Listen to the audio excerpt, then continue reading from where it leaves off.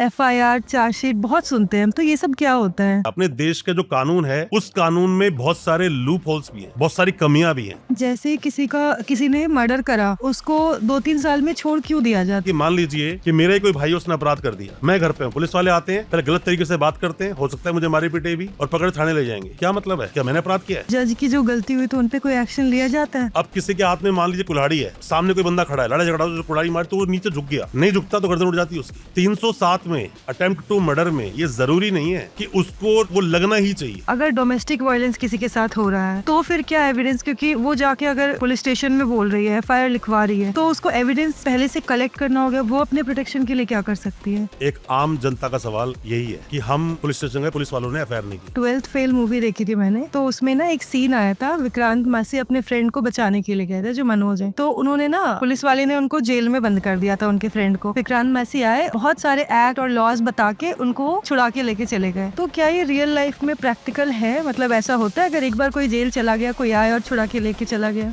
12:30 बजे आप जा रहे हो, आपने देखा कुछ है ही नहीं दूर दूर तक, ऑटो भी नहीं, रिक्शा भी नहीं, मेट्रो बंद हो गई, फोन कर रही हूँ तो मेरा फोन सपोर्ट नहीं कर रहा है चीजों को, मैं कैसे करूँ, कैसे पहुंचूंगी? कुछ मिसहैपनिंग हो गई तो इमीडिएटली 112 नंबर पे कॉल करो, पुलिस बोलो कि मैं यहाँ से जा रही हूँ और यहाँ पर दूर दूर तक कुछ नहीं है, रास्ता सही नहीं है, मैं इनसिक्योर हूँ और मेरे साथ कुछ मिसहैपनिंग भी हो सकती है, तो क्या आप मेरी इसमें कुछ मदद कर सकते हैं? या फिर मुझे क्या आप जहाँ से कन्विंस मिलेगा वहां तक ड्रॉप करवा सकते हैं? पुलिस मदद करेगी। अब यहाँ पे कोई अगर बात बोले ना, पुलिस कोई पिक एंड ड्रॉप सर्विस थोड़ी दे रही है, नहीं, पुलिस का काम है कानून की व्यवस्था बनाए रखना।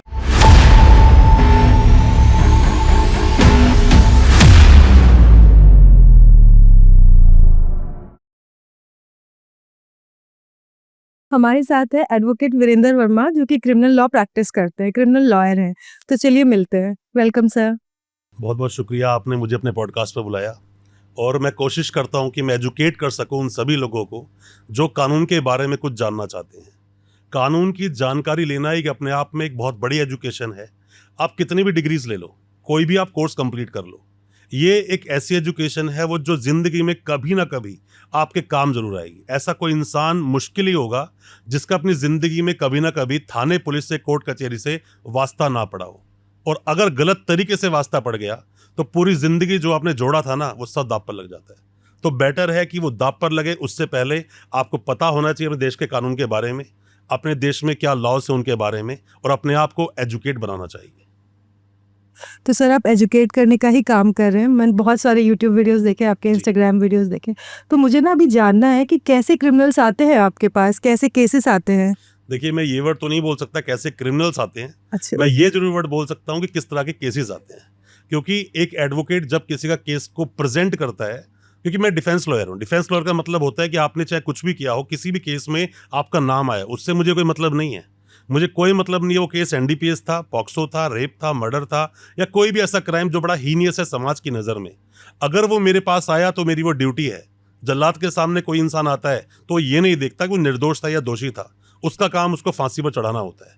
उसी तरह से एक वकील का, जो डिफेंस लॉयर है, उसका यही काम है, अगर जो केस उसके सामने आया, केस को पढ़े, समझे और उसको रिप्रेजेंट करे।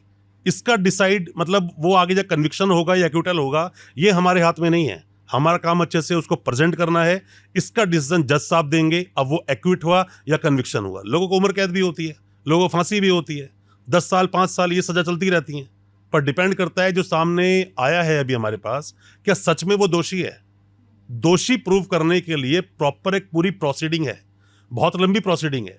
आपने सुना होगा लोगों केस शुरू होते बचपन में। बचपन से मेरा मतलब नहीं है, मेरा मतलब एक छोटी एज से।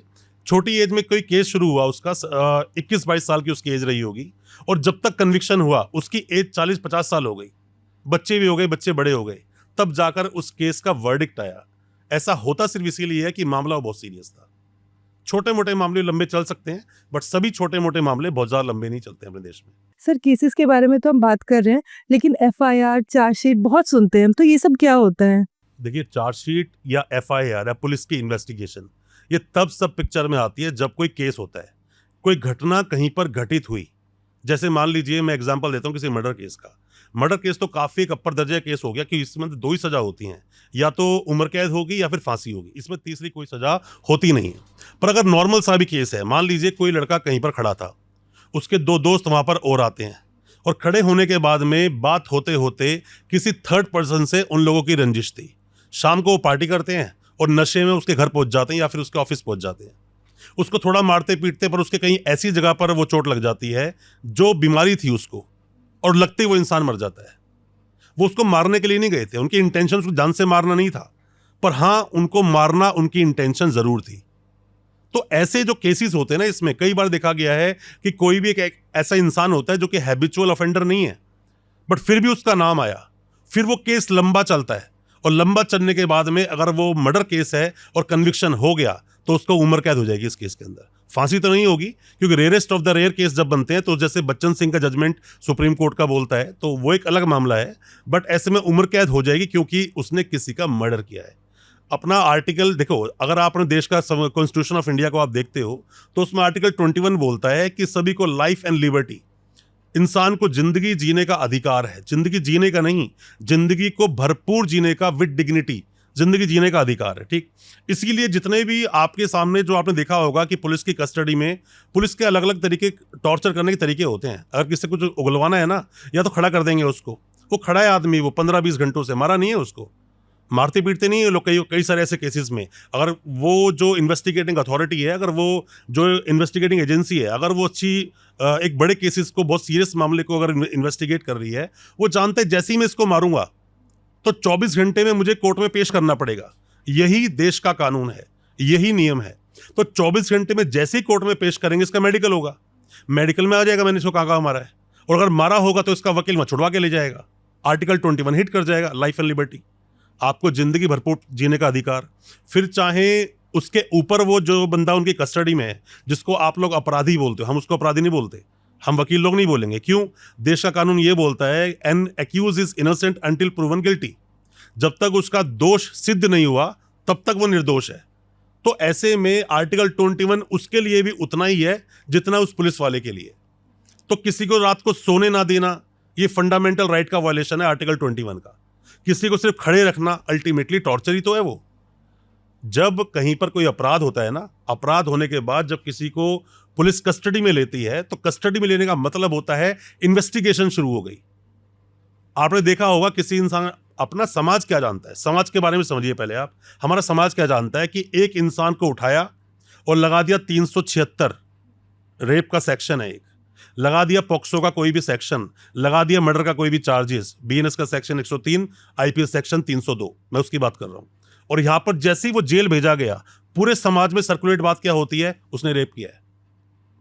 कोई जानना नहीं चाहता वो रेप सच में उसने किया कि नहीं किया। अपने देश का ही कानून बोलता है कंसेंट इज नॉट रेप।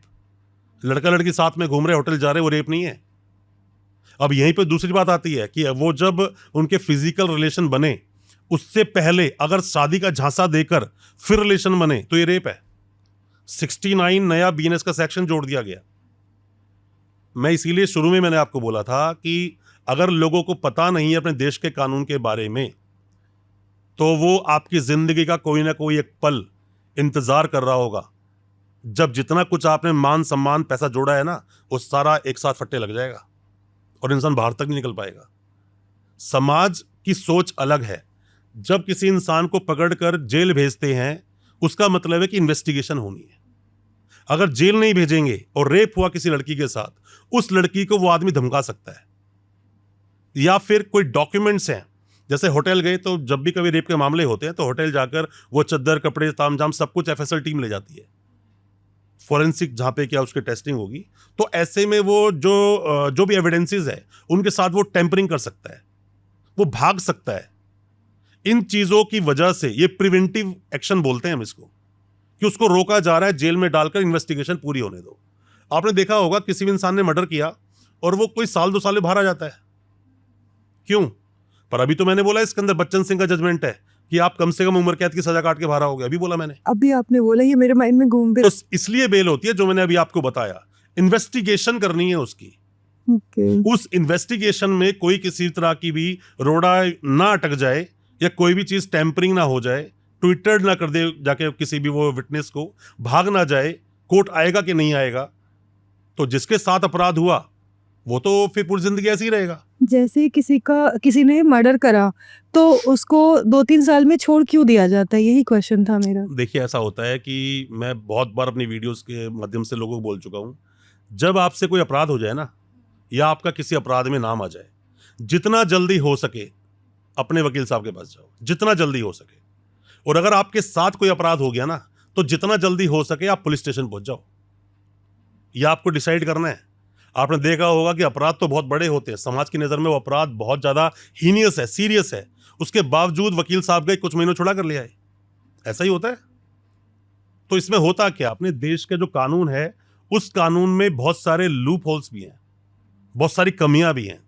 मैं आपको बात बताता हूँ, जहाँ वकील लोग भी गलतियां करते हैं, जो नए वकील हैं वो गलती क्या करते हैं कि अभी तो चलो लोगों को पता चल गया कि मिहिर शाह का एक जजमेंट आया, तो लोगों को पता चल गया कि जब किसी को पुलिस अरेस्ट करेगी तो ग्राउंड्स ऑफ अरेस्ट देने होंगे।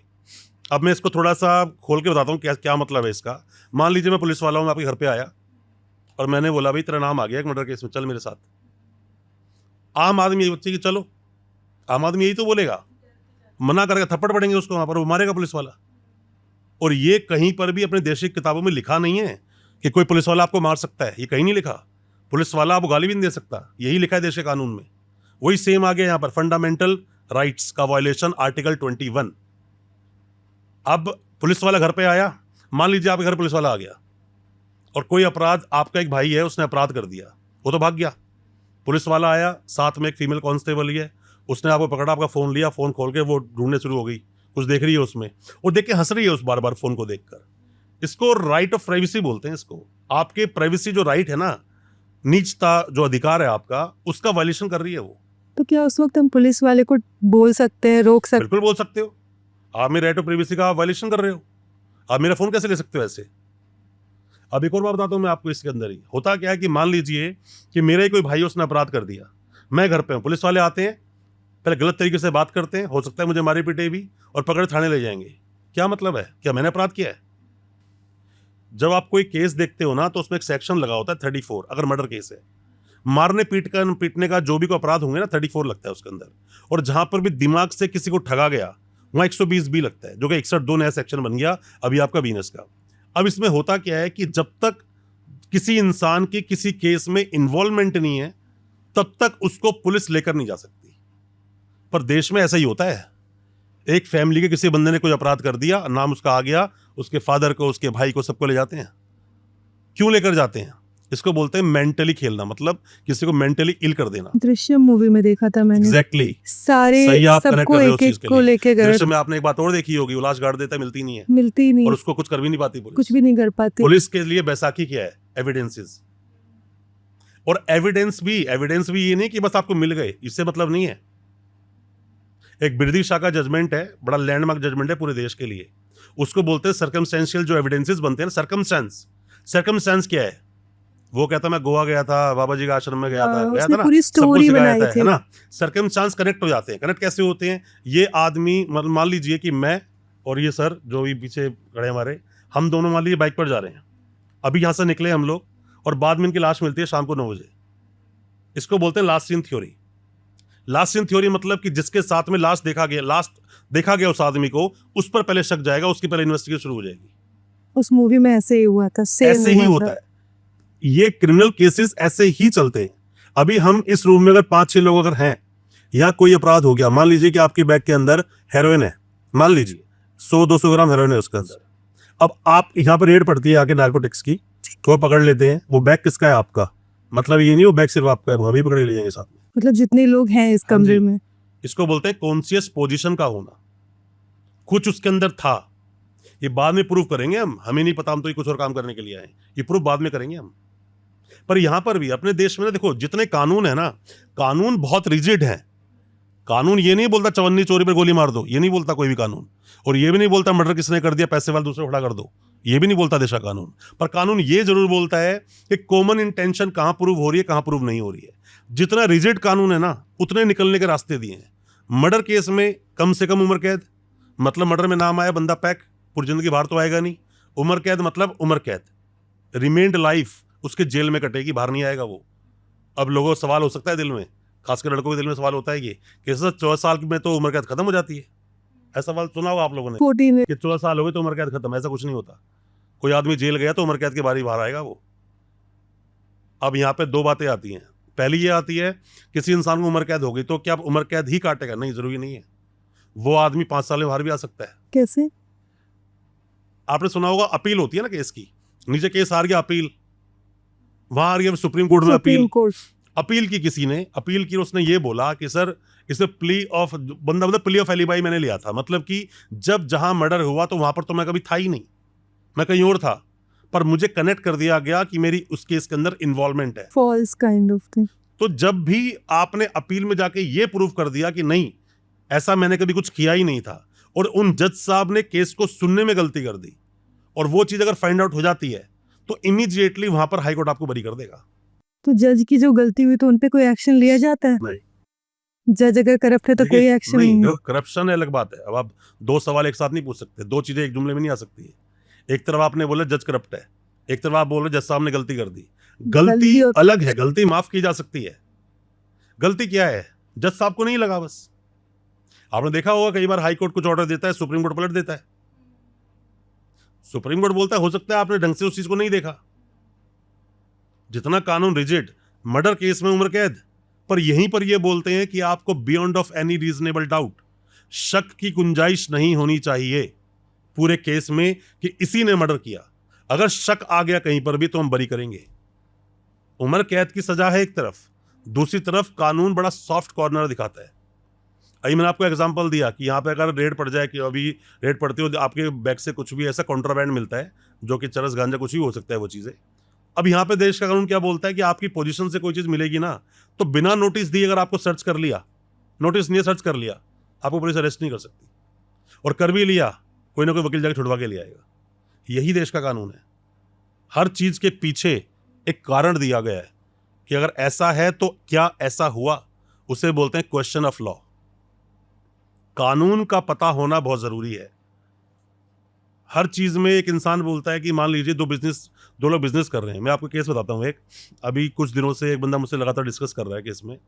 वो दो लोग आपस में बिजनेस करते हैं, एक आदमी बेंगलोर का, एक आदमी बॉम्बे का है। शायद वो वीडियो ही देख भी लेंगे तो उनको अपना जवाब मिल जाएगा, और मैं दोनों को सजेशन नहीं दे सकता कि दोनों मेरे जानने वाले हैं। ये लोग बहुत पहले से बिजनेस करते आ रहे हैं, 2019-20 से लगातार बिजनेस होता रहा, काम ही करते आ रहे हैं। अभी इनका डिस्प्यूट हो गया कुछ 3-4-5 महीने पहले कुछ पेमेंट को लेकर। बिजनेस पार्टनर नहीं है, दो अलग अलग बिजनेस है, दो अलग अलग आइडेंटिटी है, पैसे के लेकर डिस्प्यूट हो गया। दूसरा बंदा जिसको लेना है पैसा, वो कहता है मैं तेरे ऊपर केस करूंगा चीटिंग का। एक आदमी ने किसी दूसरे का पैसा नहीं दिया, बिजनेस कर रहा है, माल सप्लाई नहीं किया, चीटिंग ही है लोगों की नजर में ये, पर ये कानून की नजर में चीटिंग नहीं है। कानून ये बोलता है कि आप लोग पिछले 6-7 सालों से आपस में बिजनेस कर रहे हो, पैसा ले रहे हो, दे रहे हो, सामान ले रहे हो, दे रहे हो। अब वो आदमी अपने कमिटमेंट को पूरा नहीं कर पाया, पैसे नहीं दिया ना उसने, ये ब्रीच ऑफ ट्रस्ट है, ये चीटिंग नहीं है। ब्रीच ऑफ ट्रस्ट में और चीटिंग में काफी डिफरेंस है। चीटिंग क्या होता है फिर कानून की नजर में? चीटिंग ये है कि मान लीजिए कि मैंने आपसे पैसा लिया, मैं बोलता हूँ कि मैडम ठीक है मैं तो 1 लाख रुपए लूंगा, तभी आऊंगा पॉडकास्ट करने। मान लीजिए ऐसा हो गया, हालांकि लिया तो कुछ भी नहीं, पर ऐसा हो सकता है कि किसी ने बोला 1 लाख लिया और वो पॉडकास्ट करने के लिए आएगा। 1 लाख ले लिया, अब वो गोली दे रहा है, आऊंगा कल आऊंगा, 2 महीने बाद आऊंगा, 1 महीने बाद आऊंगा, वो आ ही नहीं रहा आपके पास, मेरे टाइम ही नहीं है।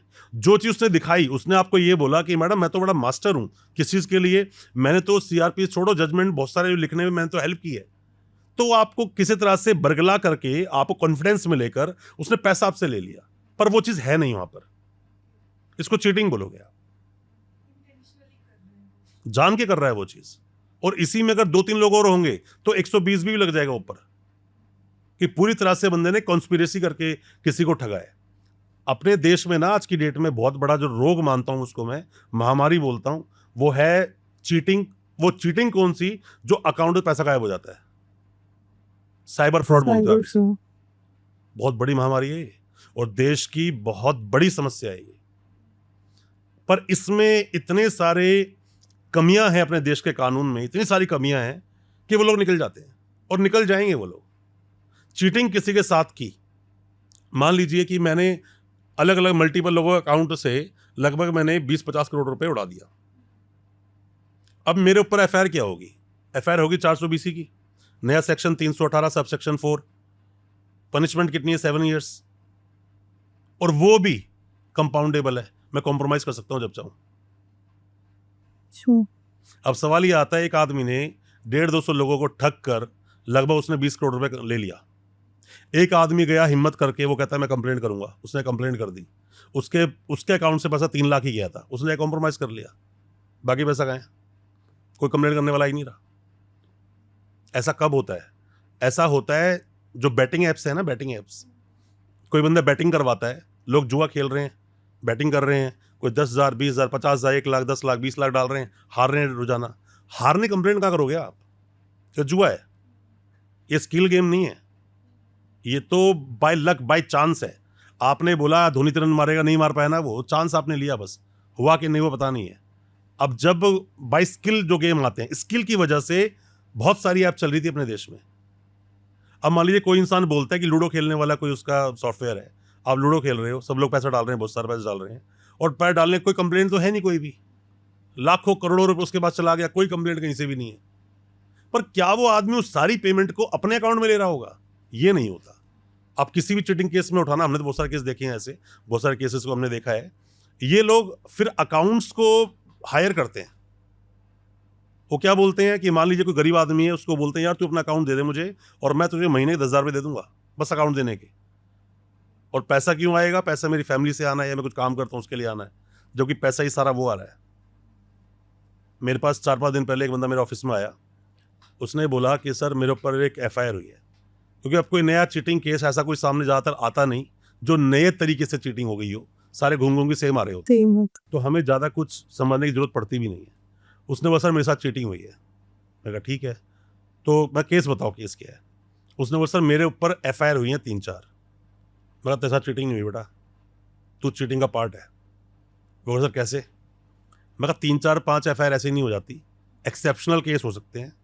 मैं कहा तू मेरे सवालों का जवाब दे, क्या ऐसा हुआ कि तूने किसी को अकाउंट रेंट पर दिया, पैसा अकाउंट में बहुत सारा आया, या फिर क्या ऐसा हुआ कि तूने किसी के लिए काम किया, बहुत सारे बंदों को जोड़ा, पैसा लगाओ, या क्या तूने कुछ ऐसा किया कि लोगों को, ताकि तूने बोला कि तुम अगर इतना पैसा देते हो तो इतना वापस जाएगा, 2-4 बार कंपनी ने दिया, अब कंपनी भाग गई। क्या सर पहला वाला है ये, मैंने अकाउंट दिया था, अब उसके अकाउंट में जो पैसा आया है ना वो सारा गैम्बलिंग पैसा है, वो बता नहीं रहा है मुझे, वो सब बिजनेस का पैसा था। अगर बिजनेस का पैसा ठगी एक के साथ ही क्यों हुई? और अगर ठगी एक के साथ हुई तो बिजनेसमैन कभी भी उसको लॉस को बियर कर लेगा, अपनी रेपुटेशन दांव पे नहीं लगाएगा। Reputation matter. वो पहला वाले केस था। तो ऐसे केस के अंदर अगर मैं आपको थोड़ा टेक्निकली बताऊं, तो जब कोई चीटिंग केस दर्ज होता है तो कई बार चीटिंग के साथ फॉर्जरी भी आती है। अब फॉर्जरी कैसे आती है? मान लीजिए एक अकाउंट में पैसा जा रहा है, अकाउंट में क्या आ रहा है, कोई भी माइक एंड माइक कंपनी, मान लो कोई भी कंपनी है XYZ। अब XYZ जो कंपनी है, वो कंपनी खोली एक B नाम के आदमी ने, और नाम के आदमी ने फोटो अपनी लगाई, क्योंकि बैंक जाएगा तो फोटो तो वेरीफाई करेंगे, पर ना तो उसका नाम असली, ना उसकी डेट ऑफ बर्थ असली, ना वो आधार कार्ड असली, ना ही वो पैन कार्ड असली। अकाउंट खुल गया किसी भी नाम से। अब जो डॉक्यूमेंट फॉर्ज किए गए हैं ना, इन फॉर्ज के डॉक्यूमेंट की वजह से उसके ऊपर 336 एक सेक्शन है BNS का, IPC का सेक्शन है 467, जिसमें उम्र कैद तक का प्रावधान है। ओके, गलत अकाउंट, गलत ये आप सब। फर्जी तरीके से कोई भी फर्जी आइडेंटिटी क्रिएट कर देते हो तो ऐसे मामलों में उम्र कैद तक का प्रावधान है, और पुलिस वाला शायद आपको नोटिस भी नहीं देगा और सीधा आपको अरेस्ट कर लेगा। मतलब ये फॉर्जरी करना और मर्डर करना इक्वल जैसा हो गया, क्योंकि उम्र सजा कैद, एक आप उम्र कैद दिक्कत उम्र बोल रहे हो, कैद देख के। पर दोनों में बहुत सीरियसनेस का फर्क है। यहां पर जो चीटिंग फॉर्जरी वाला है ना, उसकी चार्जशीट लगने के बाद बेल हो जाएगी। ठीक है, हो चार्जशीट जाएगी क्या उसकी होता है? चार्जशीट एक केस हुआ, चार्जशीट समझने पहले आपको 2 बात समझनी होंगी। जितने भी देश में जो भी अपराध हुए और 10 साल तक की सजा है, उसमें चार्जशीट 60 दिन में आएगी। चालान बोलते हैं, पुलिस का चालान, कि उसने क्या इन्वेस्टिगेशन की, कि इसने अकाउंट खोला, ये आदमी गया था कि नहीं गया था बैंक में, इसको आधार कार्ड बना के किसने दिया था, पैसा अकाउंट में आया कहाँ से डाला था, वो पैसा वापस कहाँ पर गया। ये पूरा जो एक पूरी मूवी का क्रक्स बनता है ना, वो सारा वो चार्जशीट है। 10 साल तक के अपराध तो वहाँ पर 60 दिन में चार्जशीट, अगर वो अपराध मतलब 10 साल से ज़्यादा सजा के हुए तो 90 दिन में चार्जशीट। चार्जशीट मतलब इन्वेस्टिगेशन कंप्लीट। ओके, मतलब पुलिस वाला बोलता है मैंने कर ली इन्वेस्टिगेशन, उनके एंड से कंप्लीट इस हो। आदमी ने अपराध किया है, इसके अगेंस्ट ये सब चीजें मिलती हैं और इसके अगेंस्ट ये चीजें नहीं मिलती हैं, अब चार्जशीट लग चुकी है। तो देश का कानून ये बोलता है, हमारे देश का कानून, बहुत सारे सुप्रीम कोर्ट हाई कोर्ट के जजमेंट्स हैं, वो बोलते हैं कि किसी भी इंसान को जेल इसलिए डालते हैं, इसीलिए भेजते हैं किसी को जेल में कि इन्वेस्टिगेशन कंप्लीट हो सके। जो मैंने शुरू में बोला था कि वो गवाह को धमकाएगा नहीं, डॉक्यूमेंट साथ में या एविडेंस को साथ में छेड़छाड़ नहीं करेगा, देश छोड़ के नहीं भागेगा, जब बुलाएंगे तब आएगा, इसलिए भेजते हैं जेल। कंप्लीट हो गया ना काम। अब अगली कंडीशन ये बोलते हैं फिलहाल देश के कानून को सिर्फ इतना चाहिए कि जब जब इसको कोर्ट बुलाएं तब तब ये आए और अपने ट्रायल को अटेंड करे, इसको बेल दो। यहां बेल मिल जाती है। बट मर्डर बहुत सीरियस हीनियस टाइप के केसेस होते हैं, उसमें कोई भी मैडम केस होगा ना, आपको जिस तरह समझो एक केस में जिसके साथ अपराध हुआ वो आदमी अगर सामने है तो पहले जज साहब कोशिश करेंगे उसकी गवाही करवाएंगे, तब उसकी बेल देंगे। क्यों? अगर पहले दे दी वो बाहर जाकर धमकाएगा उसको। सही। एक सवाल आता है, जैसे बहुत सारे लोग हमें कॉल करते हैं, अक्सर पूछते हैं कि सर मेरे ऊपर तो केस बनता ही नहीं, केस बना दिया और मुझे जेल में उठा के डाल दिया, 4 महीने बाद मेरी बेल हुई है। मैं कहा हुआ क्या था? कहा सर हुआ ये था कि मेरे तो पिस्टल थी, मेरे पास लाइसेंस ही थी, मैं फायरिंग कर रहा था, मैं हवा फायर कर रहा था, मैं किया, दूसरे बंदे ने कंप्लेंट लिखवा दी कि इसने गोली मारी, छुके निकल गई। सर उसको टच भी नहीं हुई। ओके। आप बताइए अपराध है कि नहीं? अगर छुई नहीं है तो अपराध नहीं है, लाइसेंस उसके पास है। एक लड़के ने एक लड़की को रात को लगभग 2 बजे रोड जाते हुए पकड़ लिया उसको, कपड़े वपड़े फाड़ दिए, पर लड़की भाग गई वहां से, उस साथ कुछ हुआ नहीं। ये रेप में आएगा कि नहीं आएगा? मोलेस्टेशन रेप में अब क्यों आया? पहले क्यों नहीं आया था?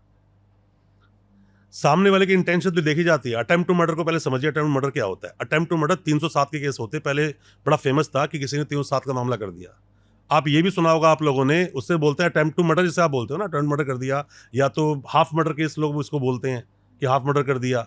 तो इनमें क्या होता है, गोली तो मारी, अगर उसको लग जाती तो मर जाता। मर जाता हूँ।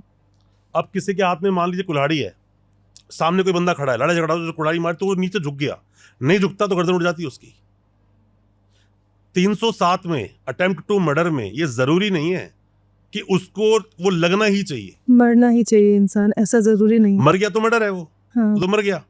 अब यहां पर ना जो मर्डर हुआ उससे ज्यादा हानिकारक केस ये बन गया। क्यों?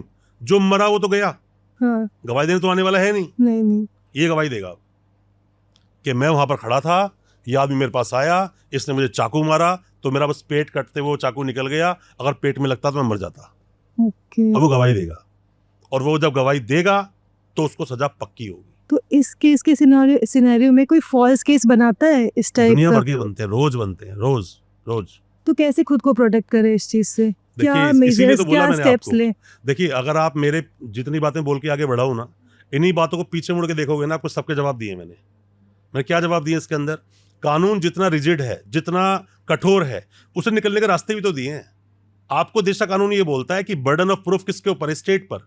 बर्डन ऑफ प्रूफ का मतलब क्या होता है? अगर आपने बोला कि सर आपने मेरा फोन चुराया, तो आप ही प्रूव करोगे मैंने फोन कब, कहां, कैसे चुराया, और वो पुलिस बरामद करेगी वो फोन कहां पर है। ये मेरा काम नहीं है बताना कि नहीं मैंने बरामद नहीं किया। अपने देश में होता क्या? अपने देश में उल्टा चलता है। आप एक आम जनता की तरह सोचो। मान लो आप कैमरामैन को पुलिस उड़ा के लेगी, वो बोलती है यहाँ पर ऑफिस में ये शूटिंग कर रहे थे, यहाँ 4 लाख रुपए रखे थे, वो 4 लाख चुरा लिए, एक फ़ोन था एप्पल, वो चुरा लिया ना, पुलिस ने उठा लिया, ले गए। इनके पास से बरामदगी कुछ नहीं हो रही, सीसीटीवी में है ही नहीं कुछ भी ऐसा, पर आप कंप्लेंट तो आपने कर दी ना कंप्लेंट।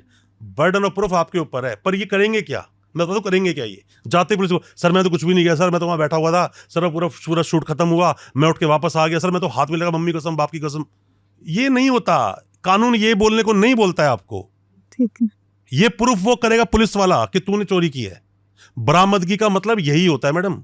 बरामदगी का मतलब एक समझिए, मैं जो बातें बता रहा हूँ ना, इनमें कई सेक्शन जो बता रहा हूँ, अगर आप सही से समझोगे ना, देखो पहली बात तो ये वीडियो वही आदमी देख रहा होगा, या तो वकील होगा, उस पर कोई केस होगा, फैमिली में कोई फंस गया होगा, या कानून जानकारी ले रहा होगा। किसी बंदे को जाके रात को अगर बियर पीनी तो ये फालतू नहीं देखेगा, वो ऊपर ठेका ढूंढेगा अपने लिए। तो मेन क्या है कि जो एक कंटेंट बनता है ना, उस कंटेंट को देखने वाली ऑडियंस भी उसी तरह से होती है।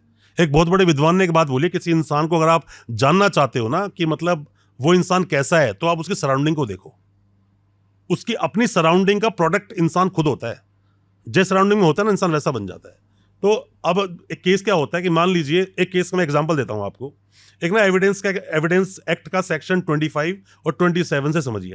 आपने फिल्म में बहुत देखा होगा वो बोलते हैं कि पुलिस के सामने दी गई कोई भी स्टेटमेंट वैलिड नहीं है, इनएडमिसिबल बोलते हैं ना, आप सुना होगा ये। अगर जोली एलवी मूवी आपने देखी हो तो वहाँ पर वो नाम तो भूल गया उसका, मैं एक्टर का, वकील होता है, कहता है यहाँ पे 2 सितारे लगा के तेरे को इतना भी नहीं पता कि पुलिस सामने दी गई कोई भी स्टेटमेंट कोर्ट में एडमिसिबल नहीं है, ऐसे बोलता है ना वो। और वो कहता है, वो देखता है, बाबा जी तुम्हारा नाम क्या है, कहता है हाँ, अगर हाँ तुम जाओ ले आ सकते हो, ऐसा बोलता है ना उसको। सिर्फ किसी के बोल देने से नहीं होता। पुलिस ने मेरे को उठाया, मैं तो सबको बोलता हूँ, जो भी बंदा मेरी वीडियो देख रहा है सब सुन लें, और ये बड़ा अच्छा नुस्खा दे रहा हूँ, ये लिखा नहीं किताबों में। पुलिस कभी आपको उठाए और आपने अपराध नहीं किया और ढंग से तोड़ रहे हैं आपको, हाँ करो हर चीज में, रट्टू तोते की तरह हाँ करो, हाँ भाई किया था, ऐसा किया था, हाँ किया था, मर्डर किया था, गोली मारी थी, हाँ गोली, चाकू ही मारते जी, मैं सब कुछ किया था मैंने। अगर नहीं बोलेगा मारेंगे पुलिस वाले रात भर आपको। तो वो रिकॉर्ड करके अगर रखे कर लो, एडमिसिबिलिटी है ही नहीं। अभी मैंने आपको बोला सेक्शन एविडेंस एक्ट का सेक्शन 25 तो खत्म हो गया पहली स्टेटमेंट पे, जब पुलिस सामने कोई भी दी गई स्टेटमेंट एडमिसिबल नहीं है। अब वो बोलते हैं कि तूने चाकू से मारा है, चाकू बरामद करा। जिसने मारा ही नहीं, चाकू बरामद कहां से कराएगा, नहीं होगा ना उससे बरामद। अब उसको क्या करेंगे, तू चल हमारे साथ चल। अब चाकू के पड़ा हुआ है, चाकू कहाँ पे पड़ा हुआ है, उसके घर पे जाती है पुलिस उसको लेकर, और जाती कहते हैं हम लोग के घर पहुंचे बड़ी मुस्तैदी से, हम घर में हमने एंटर किया, अपनी जान को जोखिम में लगाकर हमने ढूंढा तो हमें बेड के नीचे चाकू पड़ा हुआ मिला। ये बोला ना, ये सही मायनों में कोर्ट में एडमिसिबल नहीं होगा। प्लांटेड, जो प्लांट एविडेंस करते हैं ना, प्लांट कर दिया कि चाकू मिल गया। अब मान लीजिए पुलिस की स्टोरी बोलती है कि इसने हमें बताया कि इसने उस आदमी को 5 चाकू मारे, और चाकू मारने के बाद जब हमने इससे कुछ पूछताछ की, पहले तो इसने बताया नहीं, जब थोड़ा हमने सही से इन्वेस्टिगेशन किया और पूछताछ की तो इसने बोला कि वो जो चाकू है मेरे घर के कुछ दूर जो पेड़ है, पेड़ के साथ में गड्ढा खोद के मैंने दबा दिया है। तो ये जो पेड़ के वहां जाकर जो दबाया है ना चाकू, ये पुलिस को पता नहीं होगा, पता चल भी नहीं सकता कभी, वो उसने ही बताया होगा। पर जो घर वाली स्टोरी है ना, वो पुलिस प्लान कर सकती है। देखिए, ये जरूरी नहीं है कि आप कोर्ट में क्या एविडेंस दे रहे हो, ये जरूरी है कि उसकी क्वालिटी कैसी है। यहां पे कुछ भी बोलने से बात नहीं बनती। मैं लोगों को देखा है, एक आदमी, कई सारे लोग आते हैं, मतलब मिलते हैं ऐसे कई सारे लोग, उन लोगों ने इतनी कंप्लेंटें करती हैं जगह जगह जगह जगह जगह, आज के डेट में खुद को याद नहीं कंप्लेंट कहां कर चुके हैं, पर एक भी कंप्लेंट में दम नहीं है, सिर्फ स्टोरियां बोल रहे हैं। तो कंप्लेंट में दम मतलब क्या होता है, मैं तो समझ में नहीं। एविडेंस होना चाहिए। अब मैं इस दम का ना आपको एक एग्जांपल देता हूँ, आप लेडी हो इसलिए आपको एग्जांपल बताता हूँ मैं आपको। मान लीजिए आपने केस कर दिया अपने हस्बैंड पर, और आपने ये बोला कि मेरा हस्बैंड मुझे मारता है, पीटता है, गालियां देता है, सब कुछ बोल, ये आपने केस कर दिया, आप कोर्ट में गए, डोमेस्टिक वायलेंस केस कर दिया, ठीक। आपके पास अगर एविडेंस नहीं है ना मैडम, कुछ मिलने वाला नहीं है आपको कोर्ट से। ठीक है, इसी से एक क्वेश्चन आता है कि अगर एक लेडी के साथ, तो फिर आपको जवाब मिल जाएगा, रुकिए। एक तो मैंने आपको बता दिया, आपको एविडेंस नहीं है ना। अब भगवान ना करे ऐसा हुआ कि एक लड़की ने शादी की और 7 साल के अंदर अंदर सुसाइड कर ली, उसने सुसाइड कर ली, और वो जो डेथ है ना वो अननेचुरल होनी चाहिए।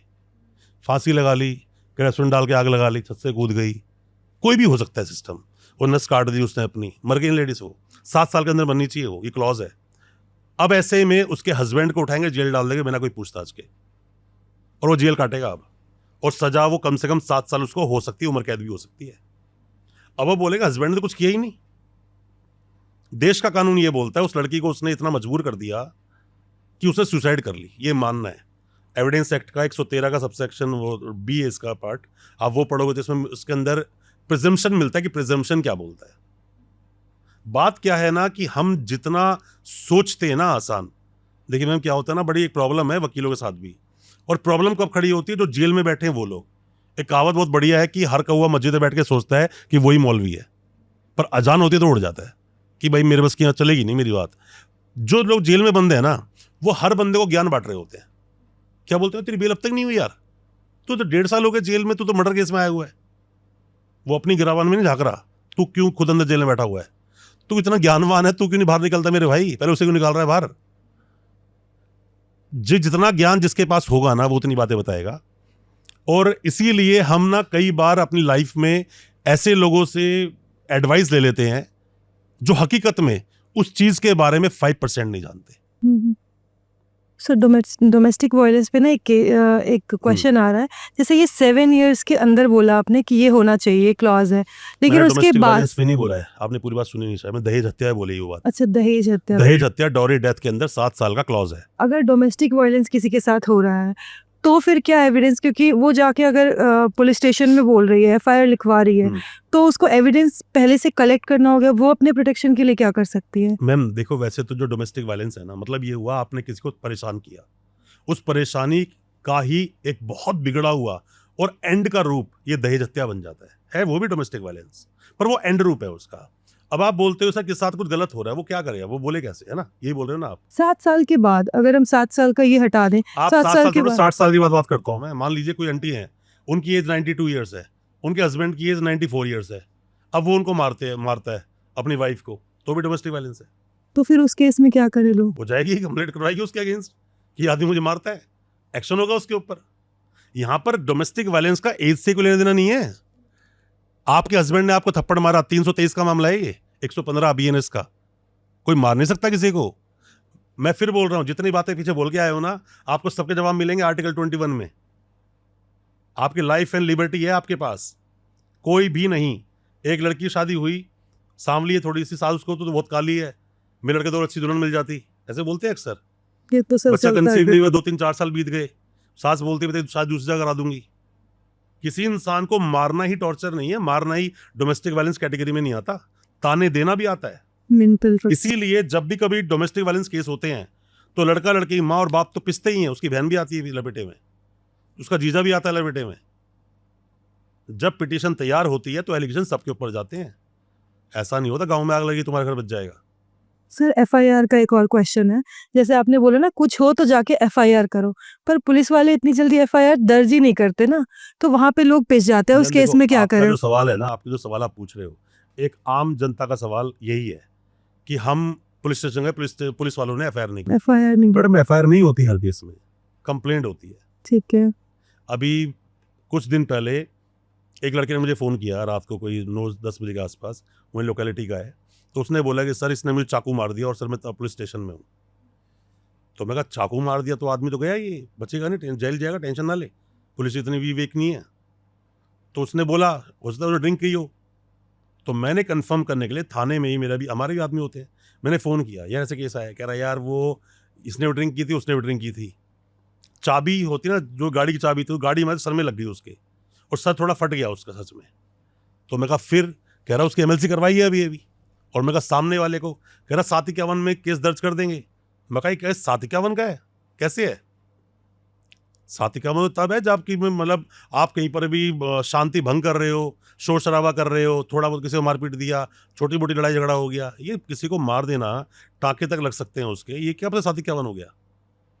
अब आपने जो पूछा, आपने बोला एफआईआर, मैम पहले कंप्लेंट होती है, इसीलिए कोर्ट में जब आदमी आता है उसको कंप्लेनेंट बोलते हैं।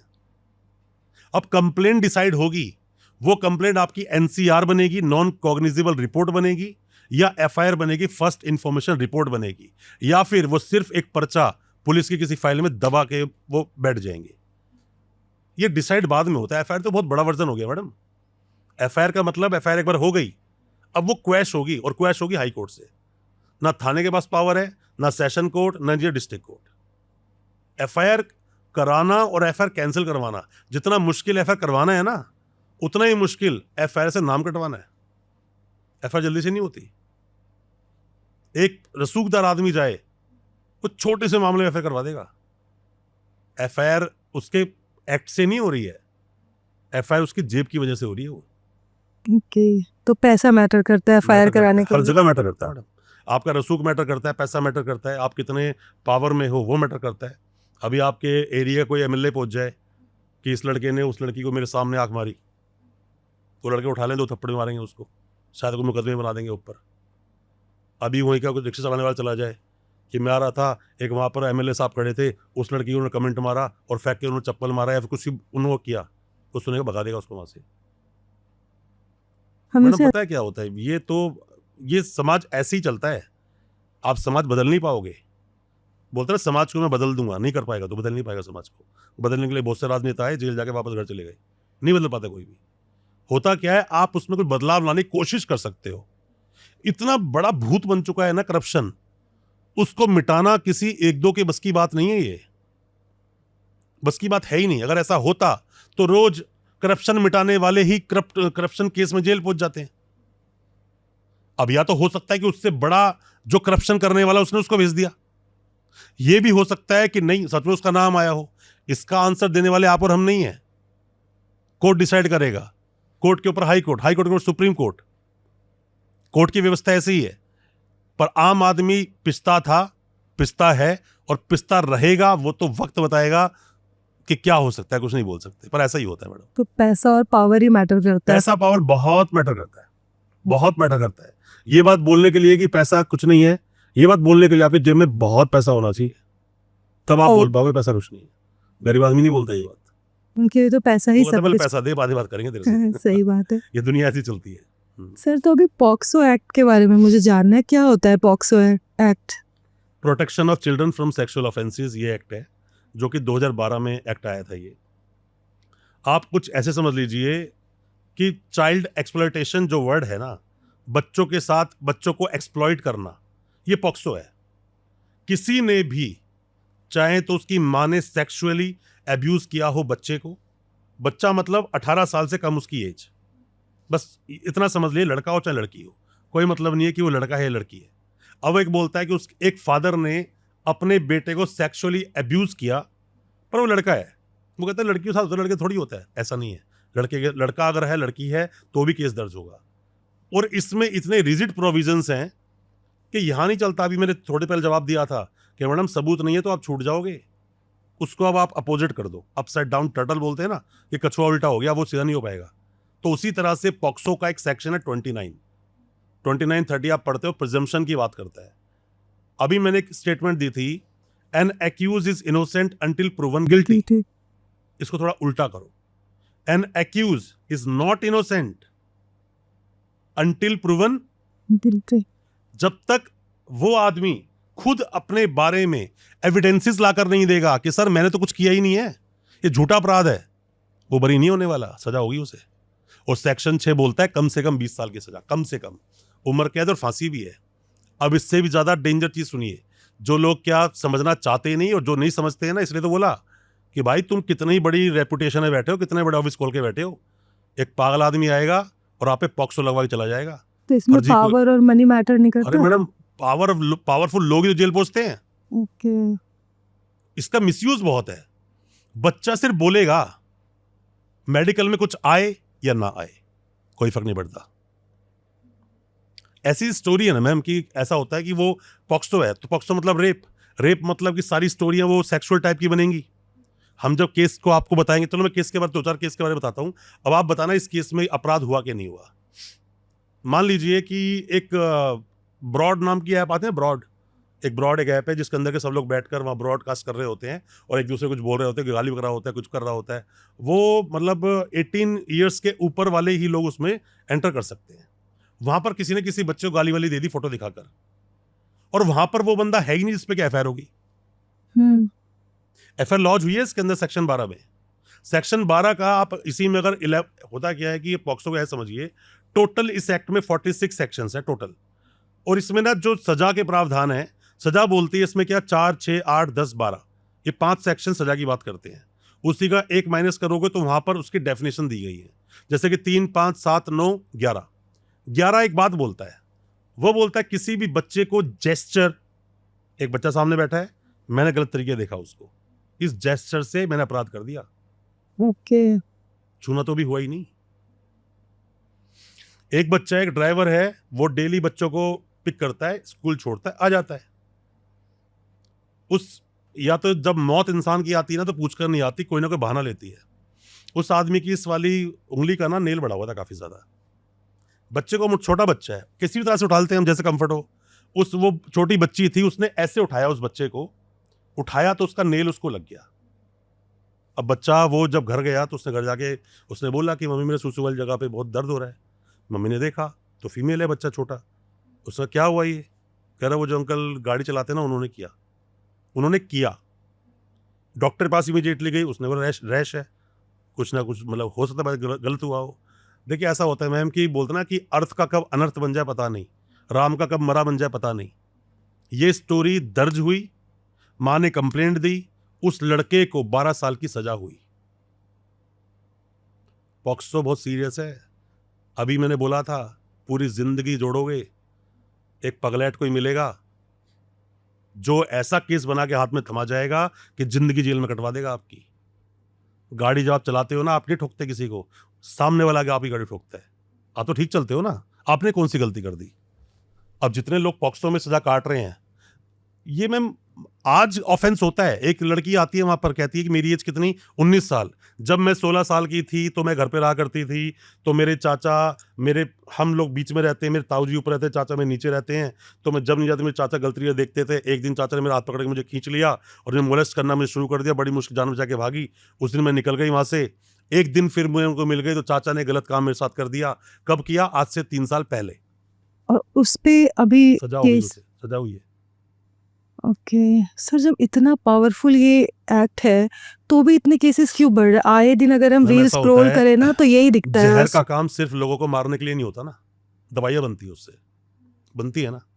ये उन लोगों के लिए कानून लाया गया था जो सच में बच्चों को एब्यूज करते हैं, एक्सप्लॉइट करते हैं। मैम, कोई भी दुनिया में चीज होगी, असली नोट का ही तो नकली बनता है, जो है ही नहीं वजूद में। अब यहाँ पाकिस्तानी करेंसी थोड़े चलाएंगे इंडिया में हम। तो बात क्या होती है कि एक लाया गया कानून, इसका मिसयूज इतना हो गया कि पहले केस लगवाते हुए, मैंने थाने के बाहर लोगों की मांड वाली होती हुई देखी है। वो कह रहा है मैं जा रहा हूं कंप्लेंट करने के लिए। रिसेंट केस सुनिए आप मेरी बात। केस मैडम बहुत है मेरे, हजारों केस है बताने के लिए। पर बात क्या होती है कि हम जब केस के, मेरी कोशिश है कि मैं लोगों को एजुकेट कर सकूं, डराऊं नहीं मैं उनको। पर कानून तो यही है, मैं करूं क्या उसके अंदर? कानून तो यही है। केस अभी रिसेंट में आया, एक डॉक्टर साहब के पास एक बच्ची जाती है। डॉक्टर साहब उसका सब चेकअप वेकअप करते हैं बच्चे का। उसने बोला कि मेरे चेस्ट में थोड़ा दर्द है और मुझे थोड़ा यूरिनल इन्फेक्शन है। छोटा बच्चा है वो, बच्चे की एज क्या है, 11-12 साल। डॉक्टर ने ऑब्वियसली बात है उसका चेकअप किया होगा।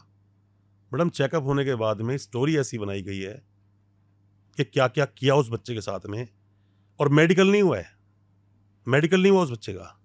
बच्चा जाता है 10-12 दिन के बाद और बोलता है पुलिस में जाकर कि मैं गई थी वहाँ टेस्ट कराने के लिए, चेक कराने के लिए, और इन अंकल ने, उन डॉक्टर साहब ने मेरे साथ में ऐसे ऐसे किया।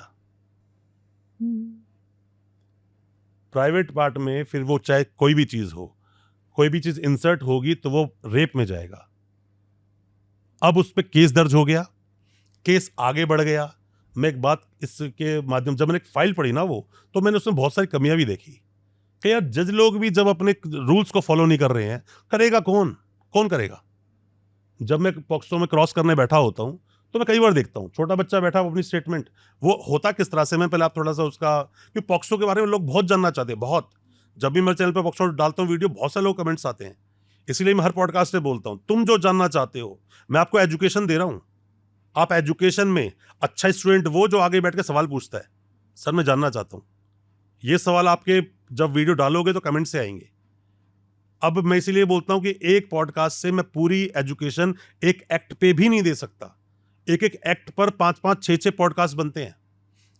केस बनता है, कोई भी ये केस बना, केस जैसे दर्ज हुआ, कोई जरूरत नहीं है बच्चे का मेडिकल में कुछ आया कि नहीं आया, छोड़ दो, केस आगे चलाओ। बच्चे की स्टेटमेंट 3 बार होगी। पहले जो कंप्लेंट देने गया, दूसरा 64 के बयान सुना को, 64 के बयान होते हैं मजिस्ट्रेट साहब के सामने। 64 के बयान के बाद में अब जज साहब के सामने उसकी स्टेटमेंट दोबारा होगी। अगर वो तीनों एक जैसी हुई, सजा होगी, अब आदमी को बचेगा नहीं वो। अब मान लीजिए एक समझदार, आप जैसा कोई ढंग का वकील बैठा है, आप काले सूट में, मैं वकील मान लिया आपको, आप बैठे हो, ठीक। अब कोई एक आया और किसी को केस बनवाना है। अब उसने आके, आपको भी नहीं पता केस बनवा रहा है, उसने बोला कि मेरा बच्चा है और पड़ोस में एक आदमी रहता है, ये बच्चा वहां से कुछ सामान लेके आ रहा था, और पहले भी जब बच्चा स्कूल से आता था तो उसको ही कभी 1 रुपया कभी 2 रुपये दे दिया करता था और बुलाता था, और वो आदमी इसको चूम के किसविस करके छोड़ दिया करता था। अभी उसने इसको बुलाया और बच्चे के साथ में फिंगरिंग वगैरह कुछ भी करके इसको छोड़ दिया, ठीक। अब बच्चे को छोड़ दिया, उसका बाप आता है उसके पास, आपको स्टोरी सुनाता है, आपको भी गुस्सा आता है, यार बच्चे से ऐसा कैसे कर दिया उसने स्टोरी बनाई है। अब आपने को एफआईआर नहीं हो रही, कर मैं थाने में 2 बार गया, मुझे भगा दिया, कह रहे मैं करवाती हूँ एफआईआर।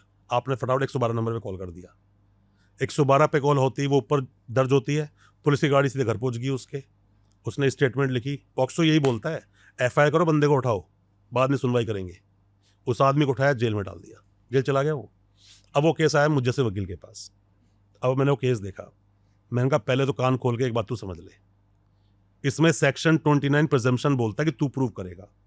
अब मैम एक सवाल का जवाब मुझे देना, उसने अपने कमरे में बुलाया, खींचा, कुछ भी किया बच्चे के साथ, वो फेक स्टोरी है।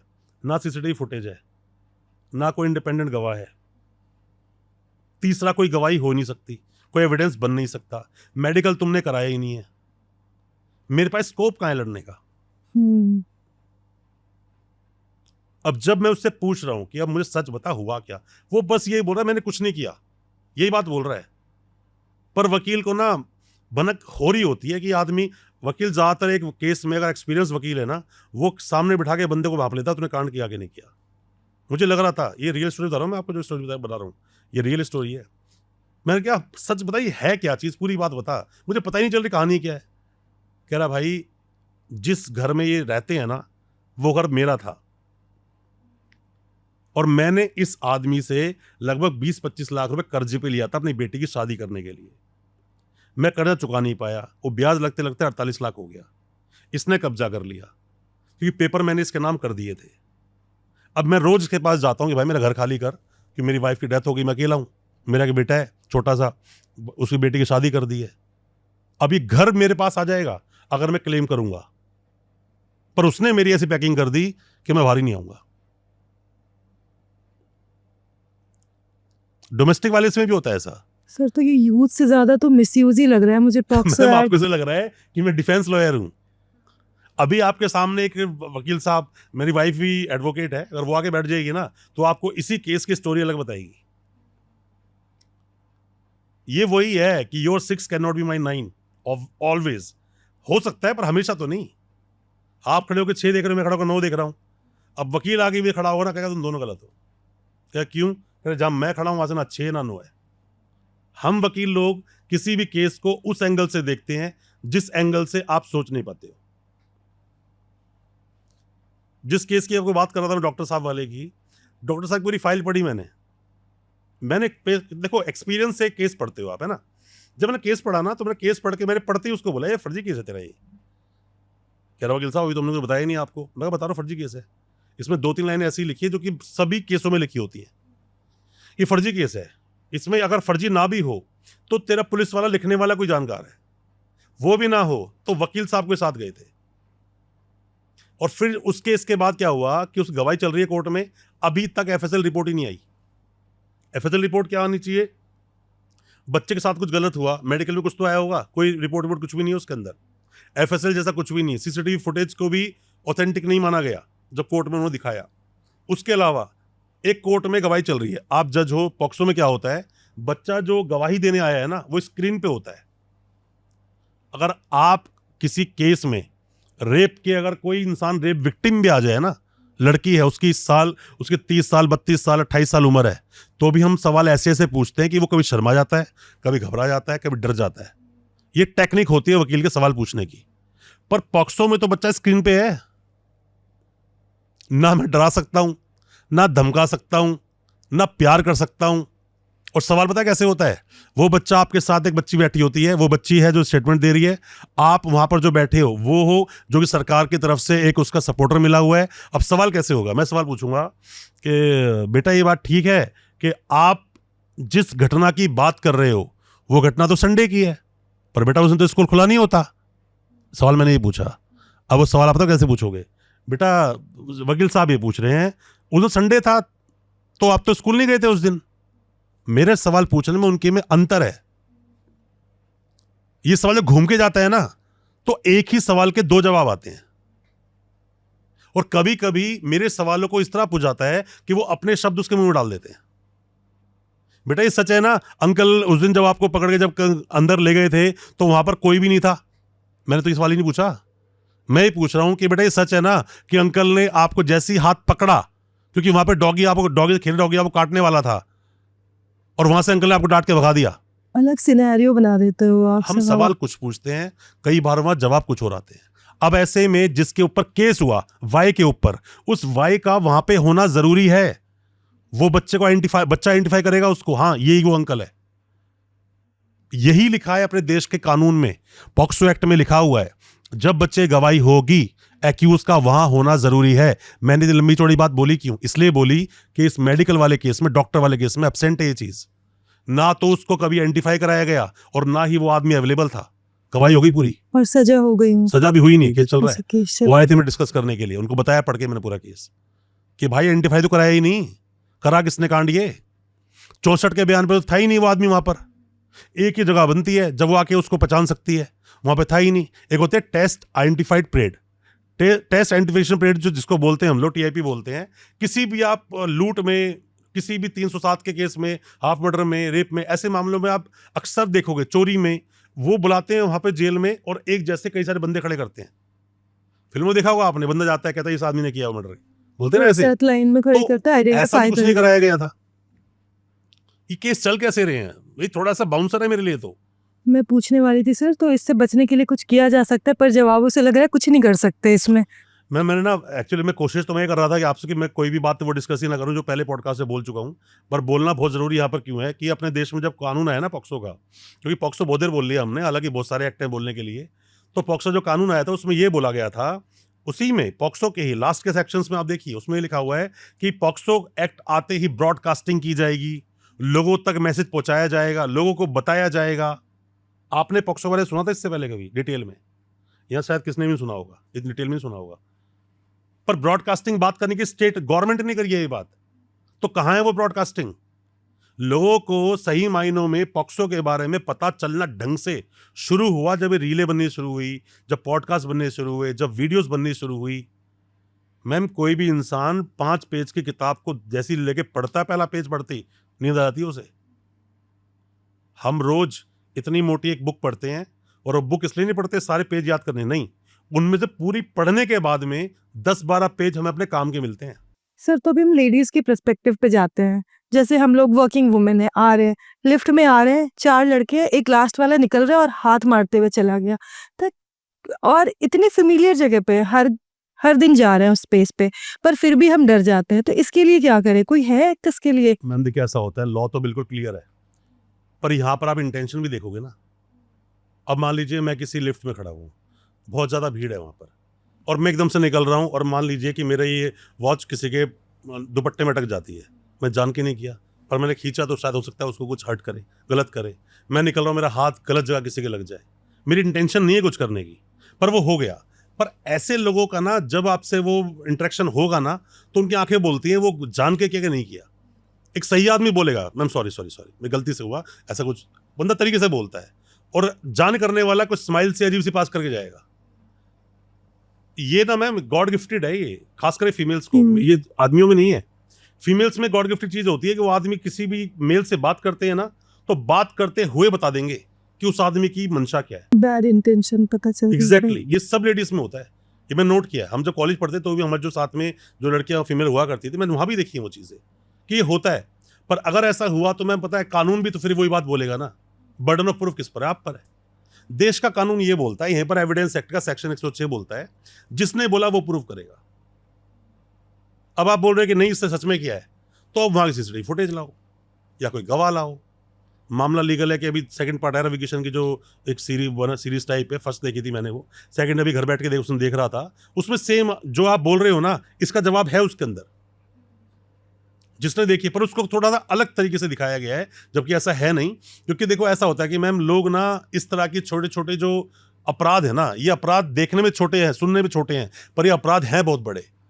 कोई भी चीज छोटी से बड़ी कब बन जाएगी पता ही नहीं है। पॉक्सो में एक छोटा बच्चा है और नीयत किसी खराब है, और गाल पकड़ के बच्चे को गलत तरीके से उसने बोला, उसकी नीयत गंदी है उस आदमी की, सेक्शन 12 लगेगा उस पर। अब उसने हाथ कहाँ लगाया है वो मैटर करता है, और सेक्शन 8 और 10 भी लग सकता है उसके ऊपर।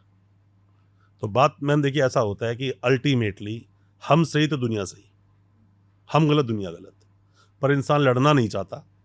फर्क सिर्फ इतना है, अगर वहीं पर उस लड़के ने जिसने भी वो हाथ लगाया उस लड़की को लिफ्ट में, उसको हाथ में पकड़ के बोलती ना उसको अगर, तो वहीं पर 2 और जो आदमी खड़े थे वो उसकी सपोर्ट करते।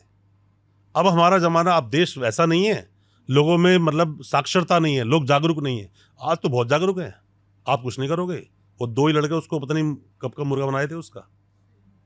लोग मदद करना चाहते हैं, जमाना वही है, सेल पहले फोटो का वीडियो बनाएगा, पर सब नहीं है ना ऐसे।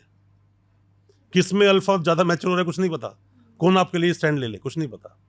पर नहीं लेते लोग स्टैंड, कहते यार मैं अभी मुद्दा बनाऊंगा, मुद्दा बढ़ेगा, अभी जिसको नहीं पता कल उसको ही पता कल चलेगा। उसको भी लोग ज्यादा डरते हैं कि आसपास आसी पड़ोसी लोगों को पता चल जाएगा इस चीज मैम के बारे समाज ही में। ऐसा है ना, बाप जब शादी करता है बेटी की तो उसको बोलता है कि बेटा देख लियो, चाहे वो संभालिए। बाप कितनी ही स्ट्रांग पोजीशन पे हो, बाप जमींदार है 7 गांव का, फिर भी शादी करके बोलता है बेटा देख लियो। लड़की घर जाती है, कंप्लेंट करती है, पापा इन्होंने ना मुझे उस दिन गाली दी, बाप फिर भी क्या बोलता है, ठीक है बेटा बात करूंगा। हर जगह जब बच्चे को बचपन से कॉम्प्रोमाइज करना सिखाया जाता है ना, तो बच्चा कॉम्प्रोमाइज करता है। अब बात यहां पे आती है साइकोलॉजिकली, क्या ये सही है गलत है?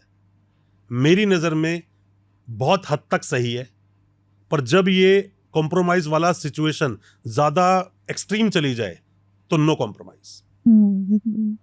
किसी भी लड़की के दिल में एक भी बार शादी होने के बाद सुसाइडल थॉट आ जाए, एक भी बार अगर आ जाए, मेरी सब उस लड़की को हिदायत है, ये सबसे रिक्वेस्ट भी है और सबको मेरा हम्बली सबमिशन भी है, चाहे वो कोई भी वीडियो देख रही हो, कोई हमारी बहन बेटी कोई भी अगर वीडियो देख रही है, एक बार सुसाइडल थॉट आ गया ना, मैं गारंटी लेता हूं दोबारा फिर आएगा और तीसरी बार सुसाइड करेगी वो।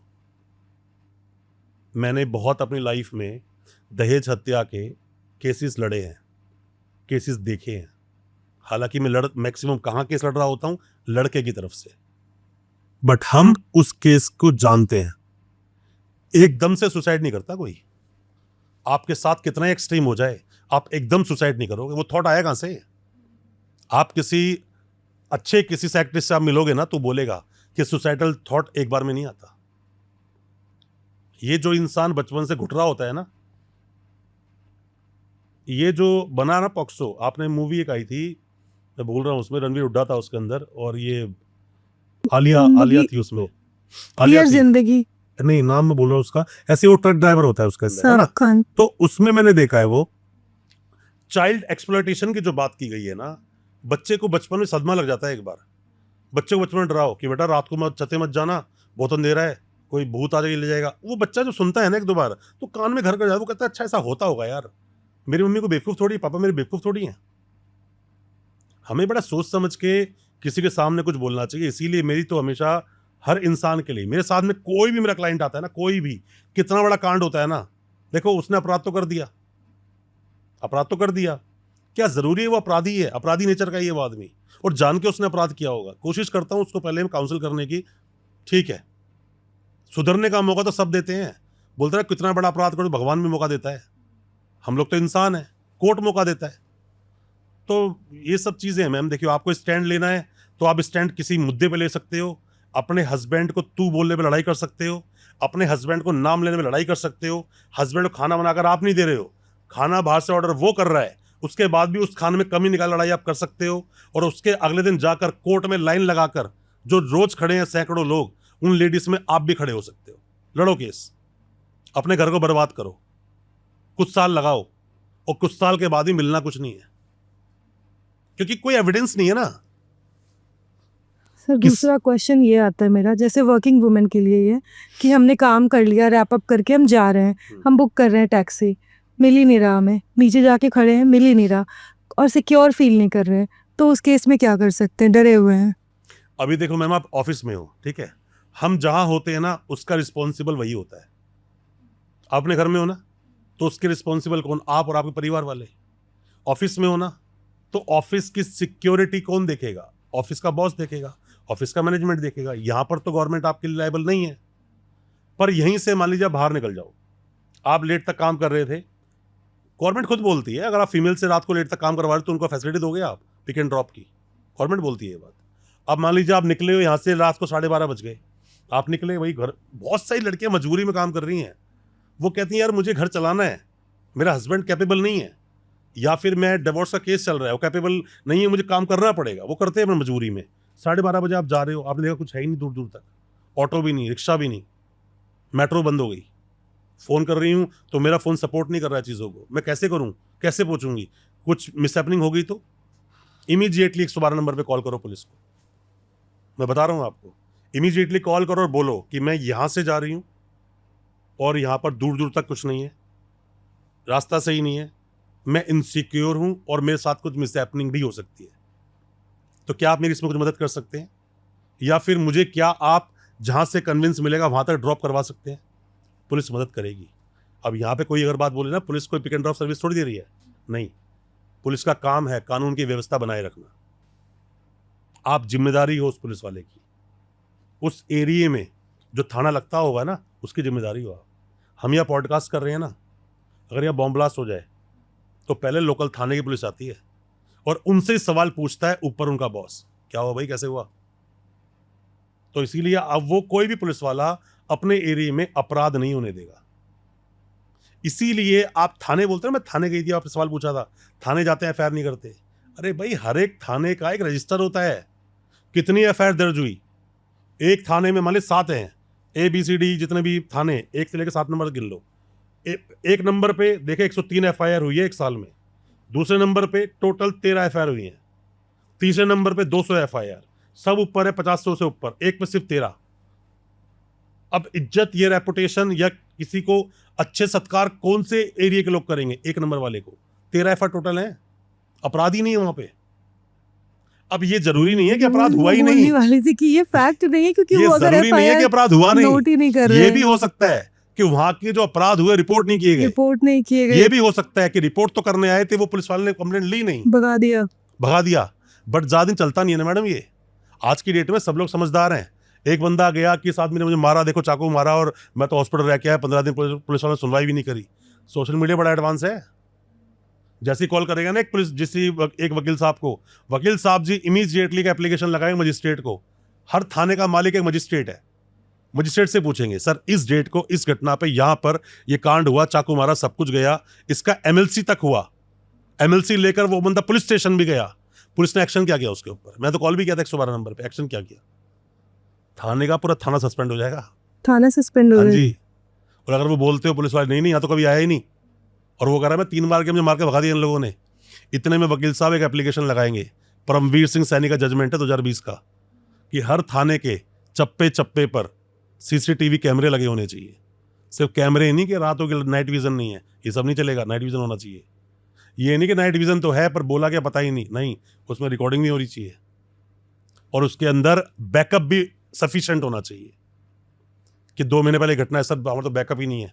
बैकअप नहीं है, घर बैठ के नौकरी करो आप, आपकी बस की पुलिस की नौकरी करना आपकी बस की नहीं है।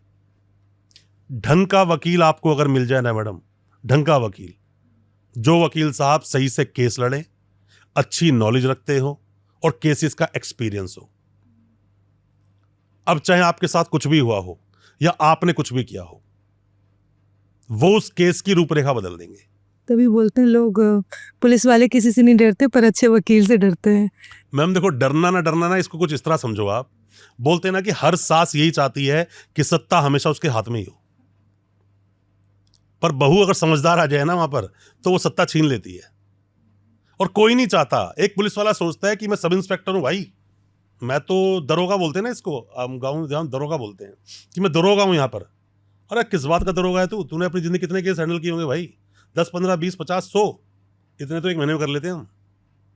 वकील हैं हम, इतने केस 1 महीने निपटा देते हैं हम लोग। तुम्हारे पास केस लिमिटेड आते होंगे, कौन से आते होंगे? 307 का आ गया, मर्डर का आ गया, मारपीट का आ गया, रेप का आ गया, पॉक्सो का आ गया, NDPS भी ले लो, NDPS का आ गया। आपके पास पूरे महीने में घूमते फिरते एक केस ऐसा आता होगा, हम रोज उसी में जी रहे हैं, हमारी जिंदगी वही है, खाना पीना, उठना बैठना, चलना सोना, सब कुछ हमारे दिमाग में पूरे दिन धाराएं चलती रहती हैं। तो पुलिस वाला डरता वकील से नहीं है, डरता इस काले कोट से है। ये काला कोट जिसने भी पहना है ना, और जो वकील है, काला कोट तो कोई पहन सकता है ना, कोई ये हमारी जागीर थोड़ी कि हम ही पहनेंगे, नहीं, काला कोट कोई पहन सकता है, वो एक तरह ड्रेस होगी। जब यूनिफॉर्म की बात आती है तो काले कोट से डर लगता है सामने वाले को, क्योंकि अब वो सवाल पूछेगा। और पुलिस वाला या वो पुलिस स्टेशन में हर वो काम करने वाला, चाहे किसी भी रैंक का हो, वो जनता का नौकर है, जनता उसकी नौकर नहीं है। SHO साहब अभी सो रहे हैं, मिलेंगे शाम को। जनरली यही सीन होता है SHO पुलिस साहब अभी स्टेशन। लंच कर रहे हैं, SHO साहब अभी ब्रेकफास्ट कर रहे हैं। SHO के साहब की फैमिली से कोई आया है, आप 3 घंटा वेट करो। ये सब नहीं चलेगा, ये सब नहीं चलेगा, सुननी पड़ेगी बात। चाहे वो SHO हो, चाहे वो ACP हो, चाहे वो DCP हो, किसी भी रैंक का आदमी हो, एक आदमी अपनी समस्या को लेकर पुलिस स्टेशन गया, आपको सुननी पड़ेगी वो समस्या। और अगर आपने बिना समस्या को सुने उसको भेज दिया, मामला बड़ा हो गया और वो किसी अच्छे पुलिस मतलब अच्छे किसी वकील साहब के पास वो पहुंच गया, वही आदमी जो दरोगा साहब बैठकर जो साहब बैठकर अभी चाय पानी कर रहे थे ना, अब वो घर पे ही करेंगे बैठ के, अब वो थाने नहीं आ पाएंगे। कई बार आपने देखा होगा कुछ गलत हुआ क्लाइंट के साथ में और वकील गया, वकील को उन्होंने साथ बदतमीजी की, जब वकील सब इकट्ठे होके पहुंचे तो एसएचओ गायब, थाने गायब, सब भाग गए वो थाना छोड़कर। क्यों भाग रहे हो भाई? आप तो दरोगा हो, आप तो एसएचओ हो, भाग क्यों रहे हो? करते हैं ना बातचीत बैठ के आराम से। हमारी ड्यूटी क्या हम देख लेंगे, तुम्हारी ड्यूटी क्या तुम देख लेना, प्रॉब्लम क्या है? मेरा मानना मैडम देखो ऐसा होता है कि अगर हर इंसान अपना काम पूरी जिम्मेदारी से करे ना, तो कभी भी काम की पेंडेंसी नहीं होगी। ये जीवन जो है ना, ये दुनिया चल रही है, हर इंसान को एक नौकरी दी गई है। पुलिसिंग अलग है, हम एडवोकेट्स अलग हैं, इन्वेस्टिगेटिंग एजेंसी बहुत बड़ी बड़ी एनआईए नेशनल इन्वेस्टिगेटिंग एजेंसी वो अलग है, अलग लेवल पे इन्वेस्टिगेशन कर रही है, सीबीआई अलग लेवल से कर रही है, सीआईए अलग लेवल से कर रही है। सबका अपना अपना काम है ना, तो अपना काम पूरी ईमानदारी से करते क्यों नहीं हो? सर वही तो करप्शन आता है ना, हर कोई अपना काम करता ही नहीं ईमानदारी से, सारी जगह करप्शन ही तो आता है। मैम देखो करप्शन इसलिए आता है, मैं बताता हूँ आपको, हम ना ह्यूमन बीइंग हैं, इंसानी फितरत है लालच, और लालच का कोई अंत नहीं। लालच फितरत है, ये हर इंसान पैसे के लिए काम करता है। वो कहता है मैं दरोगा हूँ भाई, बैठे बैठे सैलरी मिलती रही है, मैं भी करूँ काम। अब एक को आप जाके बोला, आप जो लड़की हो आप जाके बोला कि भाई मैं हूँ और मेरे साथ में गलत किया और मैं यहाँ पर आई ज़रूर हूँ, पर शामली जगह पड़ती है या कोई मेरठ जगह पड़ती है या फिर कोई भी जगह दूर पड़ती है, वहाँ पे उस आदमी ने मेरे साथ में ऐसे गलत किया, वो क्या बोलेगा कि तू पहले वहीं जा, यहाँ पे क्या करने आई? फिर केस तो वहाँ का है। आप कह रहे हो मैं जाऊँगी जान से मार देंगे मुझे वो लोग, मैं वहाँ नहीं जा सकती, थाना उनके कंट्रोल में है। पुलिस वाला अगर चाहे तो आपको न्याय दिला सकता है, एफआईआर कटवा सकता है, बंदे को अरेस्ट करके ला सकता है, तो नहीं जाएगा।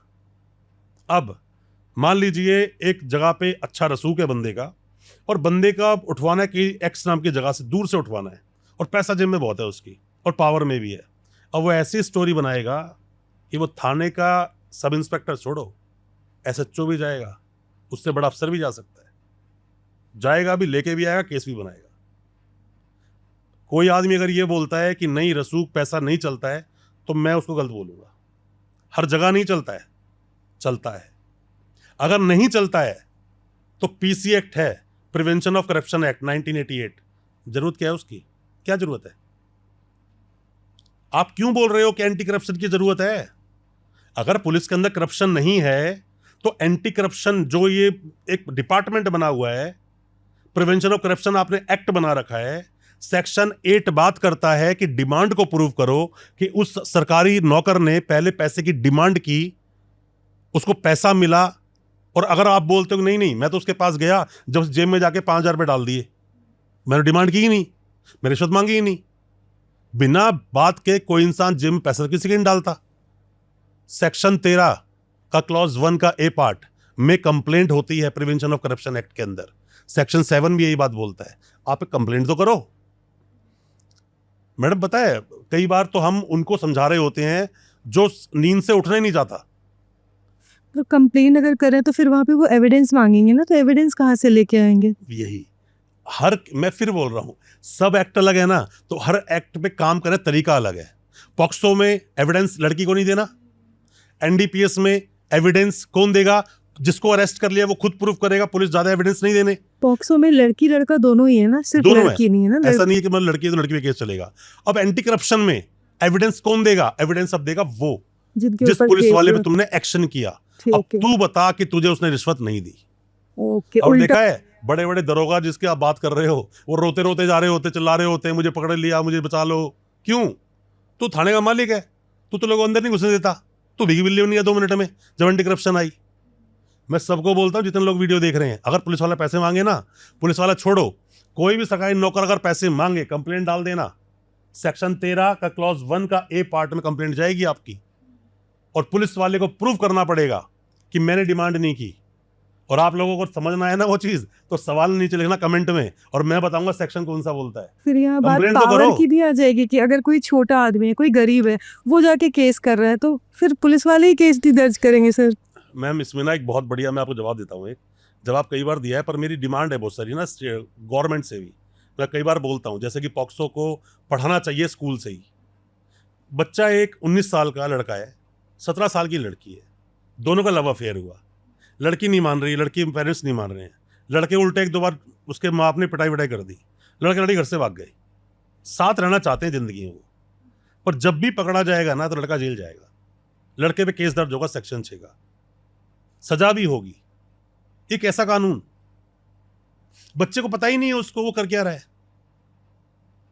रोमियो जूलियट अभी जो क्लॉज की बात कर रही है, जो आवाज उठी है इसलिए तो उठी है। अरे भाई किसी अपराध को करने के लिए इंटेंशन होती है, मोटिव होता है कि मैंने किसी को देखा, उसने बोला नहीं जी तो मैं गलत देख रहा था, अरे मेरी इंटेंशन नहीं है ऐसी। मैं कैसा एग्जांपल दूं, एक आदमी मान ले खाना है, वो किसी को देख रहा है, उसको तो आंख ही मारना नजर आएगा उसको, अरे दूसरी साइड से वो देख उसको, तो आप कैसे बोल सकते हो ऐसे? आप इंटेंशन देखो। इंटेंशन तो किसी इंसान की गलत है नहीं, सरकार कुछ कर रही है नहीं। मैंने अपने बेटे को बोला, मैं अपने बेटे को बोलता बेटा कोई बात नहीं, गाड़ी खड़ी कई सारे घर में, और बेटे को मैंने आज तक समझाया ही नहीं कि बेटा तो गाड़ी नहीं चला सकता, अभी एज पर द लॉ नहीं है। अब बेटे ने गाड़ी निकाली, सेल्फ मारा और चला हाई स्पीड में, 10 15 20 लोग उड़ा दिए। सजा किसको मिलेगी? बच्चे को? नहीं, अब तो बाप को सजा मिलेगी। आपने नहीं बताया तो अवेयर यहाँ में। पे फिर यहाँ पे सजा सरकार को क्यों नहीं मिलती है पॉक्सो में? इन्होंने तो बताया ही नहीं किसी को भी, और इन्होंने लिख के दिया था उस पॉक्सो एक्ट में बॉक्सो कि एक्ट तो broadcasting होगी। स्कूल्स में आने चाहिए सर। वही तो डिमांड है मेरी। आप मेरे पॉडकास्ट देखो बहुत सारे, मैं डिमांड करता हूँ इस चीज के लिए, हमेशा बोलता हूँ सिलेबस में बनाओ, चैप्टर डालो, ये तो डालो। छोटे छोटे बच्चे जेल जा रहे हैं बिना बात में, क्या कसूर है उनका? किसी भी अर्थव्यवस्था को स्ट्रांग करने के लिए, किसी भी देश में अगर आप चाहते हो सक्सेस हो, लोग समृद्ध बने, तो बोलते हैं कि वहां पर बोलते हैं कि शिक्षा, न्याय और चिकित्सा, एजुकेशन, आपकी हेल्थ और लॉ, जो आपके केसेस चलते हैं, ये 3 चीज फ्री होनी चाहिए। ठीक है, अपने देश में भी फ्री है।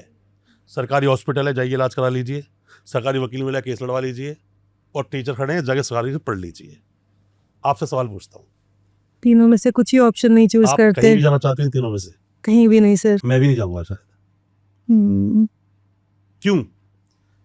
अपने देश में ना हमारे हक भी हमें भीख के तरीके से दिए जा रहे हैं कि हॉस्पिटल जाओ इलाज कराओ, स्ट्रेचर ही नहीं मिलती, और मिल भी गई तो एक पे 3 पड़े, एक का ब्लड निकल रहा है, एक कोई ब्लड में पड़ा हुआ है, दूसरा आदमी और उस इन्फेक्शन से मर जाएगा वहीं पर। जबकि प्राइवेट स्कूल के टीचर को सैलरी कम मिलती है मैम बात सरकारी स्कूल के आप हमारे अधिकार हमें दे रहे हो, और वो ऐसे दे रहे हो कि मतलब उधर छल्ली में छान कर पानी दिया जा रहा है, टिकेगा उसके अंदर? नहीं टिकेगा कभी भी। आप दे तो रहे हो, जब तक उसकी क्वालिटी नहीं होगी ना, क्वालिटी, तब तक उसकी कोई वैल्यू नहीं है। क्वालिटी देना जरूरी है, क्वालिटी। सर एक और क्वेश्चन आ रहा है, मूवी से रिलेटेड है। 12th फेल मूवी देखी थी मैंने, तो उसमें ना एक सीन आया था, विक्रांत मैसी अपने फ्रेंड को बचाने के लिए गए थे जो मनोज है, तो उन्होंने ना पुलिस वाले ने उनको जेल में बंद कर दिया था, उनके फ्रेंड को। विक्रांत मैसी आए और बहुत सारे एक्ट और लॉज बता के उनको छुड़ा के लेके चले गए। तो क्या ये रियल लाइफ में प्रैक्टिकल है? मतलब ऐसा होता है अगर एक बार कोई जेल चला गया, कोई आए और छुड़ा के लेके चला गया आपने बिना मूवी देखी वकील हो? के? पीके मूवी देखी है आपने? पीके हाँ देखिए। वो बोलता ना अच्छा हमको सिखा रिया है, सेम। आप जाना कहीं पुलिस स्टेशन में और उन्हें कानून समझाना, वहाँ 2 फीमेल पुलिस वाली आएगी, वो आपको कानून समझाएगी। होता क्या है, अब आप समझिए डिफरेंस कहाँ पर है। आप देखो, पहली बात तो ना मैं फिर बोल रहा हूँ, आपको ना पहले उस चीज के बारे में नॉलेज होनी चाहिए। नॉलेज अगर नहीं है ना तो आप अधूरा ज्ञान बांट रहे हो, जबकि जितनी बात पता है उतनी बोलो। देश का कानून ये बोलता है, परमवीर सिंह सैनी के जजमेंट को रट्टा मार लो, लिख लो इसको कहीं पर, 2020 का जजमेंट है कि पुलिस स्टेशन के चप्पे चप्पे पर सीसीटीवी कैमरे लगे होंगे। आप थाने जाना, आपके भाई को अरेस्ट कर रखा है और किसी भाई ने जाके किसी को चाकू को मार दिया, भाग गया, आप जाना, अगर आप फीमेल हो, लड़की हो, जाना उसे बोलना कि मेरे भाई ने कौन सा अपराध किया इसने जो आप इसको उठा कर ले आओ, मार रहे हो आप इसको, क्या इसका पूरे अपराध में कहीं पर भी नाम है? आप इसको उठाकर कैसे लेकर आए? और बोलना उसको कि यहाँ कैमरा लगा, इसमें रिकॉर्डिंग हो रही होगी। मैंने वीडियो देखी थी वीरेंद्र वर्मा सर की, उन्होंने बोला परमवीर सिंह सैनी का जजमेंट है, मैं इसकी वीडियो मांगूंगी कोर्ट के अंदर जाकर। इमीडिएटली छोड़ेगा, कहेगा लेके जाओ फटाफट से इसको। अब बोलो तो, उस आदमी ने उसको उठाया, पुलिस वाले उठाकर लाए, थाने में रखा, मारा पीटा, कुछ भी किया, आर्टिकल 21 का वायलेशन किया, नहीं उठा सकती पुलिस। उसने मुझे किडनैप किया है, उसको किडनैप बोलते हैं, पुलिस घर आई और उठा के लेके चली गई, ये लॉ के अगेंस्ट है। अगेंस्ट है। आप मेरे घर पे आओ, घर पे आए, अपराध किया है ना, अरेस्ट कर लो। अरेस्ट वहीं करोगे ना, यहाँ से उठाया आपने, ये थोड़ी उठाया यहाँ से लेके घूम रहे हो, 2-4-5 घंटे तफरी कर रहे हो, 4 घंटे बाद बैठे हो आराम से कहीं पे गप्पे मार रहे हो, फिर आपका चला आते रही एफआईआर काटते हैं बाजा। ये क्या मतलब है यार? जहां पुलिस ने पकड़ा, अरेस्ट किया, अरेस्ट मेमो वहीं बनेगा, थाने बैठकर कार्रवाई नहीं होगी, कानून ये बोलता है। मतलब घर अगर अरेस्ट कर रहे हैं तो वहीं पे अरेस्ट मेमो बनाएंगे। जहां घर की बात है ही नहीं है, मैं क्लब में हूं, क्लब में अरेस्ट किया कुछ भी मुझे करते हुए, अब वहां पे बहुत पास से पुलिस स्टेशन है, पुलिस स्टेशन ले गई, समझ आता है, चलो पुलिस ने उठाया, अब गाड़ी में घुमा रहे हैं बहुत देर तक, यहाँ जा रहे हैं वहाँ जा रहे हैं, 5-7 घंटे बीत गए, सुबह हो गई, अब सुबह बैठ के अरेस्ट मेमो बना रहे हैं। आप जितने मर्जी केस को उठा लेना मैडम, 80% केस में क्या होता है, हर बंदा ये बात बोलता है, सर मुझे रात को उठाया था घर से, रात कितने बजे उठाया था, रात को 8 बजे, अरेस्ट सर सुबह दिखाई 6 बजे। क्यों? क्या करती है पुलिस आदमी का तब तक घुमाते घुमाते? सर मेरे से 8-10 पेज ब्लैंक पे साइन करवा लिए, क्या करेगी पुलिस उन ब्लैंक पेपर्स का? पुलिस सामने दी गई स्टेटमेंट वैलिड तो ऐसी भी नहीं है, करना क्या है उसका, पर खाना पूर्ति तो करनी है। मैम ऐसे बहुत सारे कानून हैं, बहुत सारे आपके राइट्स हैं, लोगों को नहीं पता, और लोग उन्हीं वजह से जेल जाते हैं, थाने में पिटते हैं, पैसा देते हैं, और फिर वो उन पुलिस वालों का एटीएम कार्ड बन जाता है। पुलिस वाला कहीं घूम रहा है, वो बंदा मिल गया, रुक रुक रुक रुक रुक, कहाँ से आ रहा है? सर यहाँ से, थाने चल। अरे सर देख लो सर, कुछ हो सकता है तो। जब एक इंसान जब बोलता ना, मैंने थोड़ी पहले आपको समझाया था कि आपकी शादी होगी, डोमेस्टिक वायलेंस शुरू होता है, जब एक थप्पड़ मारा था ना किसी ने आपको, उसी वक्त अगर आपने आवाज़ नहीं उठाई, दूसरा पड़ेगा, ज़रूर पड़ेगा, आज नहीं कुछ वक्त के बाद पड़ेगा। पड़ोसी ने अगर गाली दी और आपने उसका जवाब नहीं दिया, और दूसरी बार फिर वो हरकत करेगा।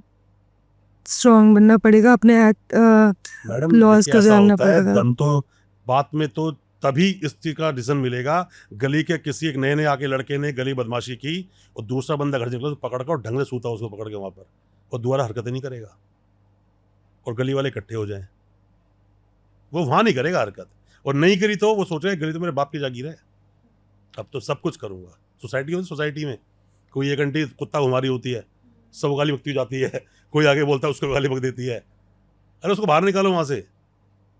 आप कुत्ता घुमाना कौन कर रहा है? पर लड़ाई करने का मतलब क्या है? आप किसी को गलत वर्ड नहीं बोल सकते ना, जितनी रेपुटेशन आपकी उतनी ज्यादा तो मेरी है। मेरी है, सही। तो सर अभी तक जो हमने बातें करी ना, हर जगह पुलिस गलत थे, तो क्या हर जगह सच में पुलिस गलत ही होते हैं? मैंने देखिए हर जगह ना, मैंने पुलिस को गलत नहीं बोला, क्योंकि हमेशा हर इंसान एक जैसा नहीं हो सकता। हम किसी को बोले कि जहर का मतलब सिर्फ मारना ही होता है, मेरा दवाई में भी यूज़ होता है।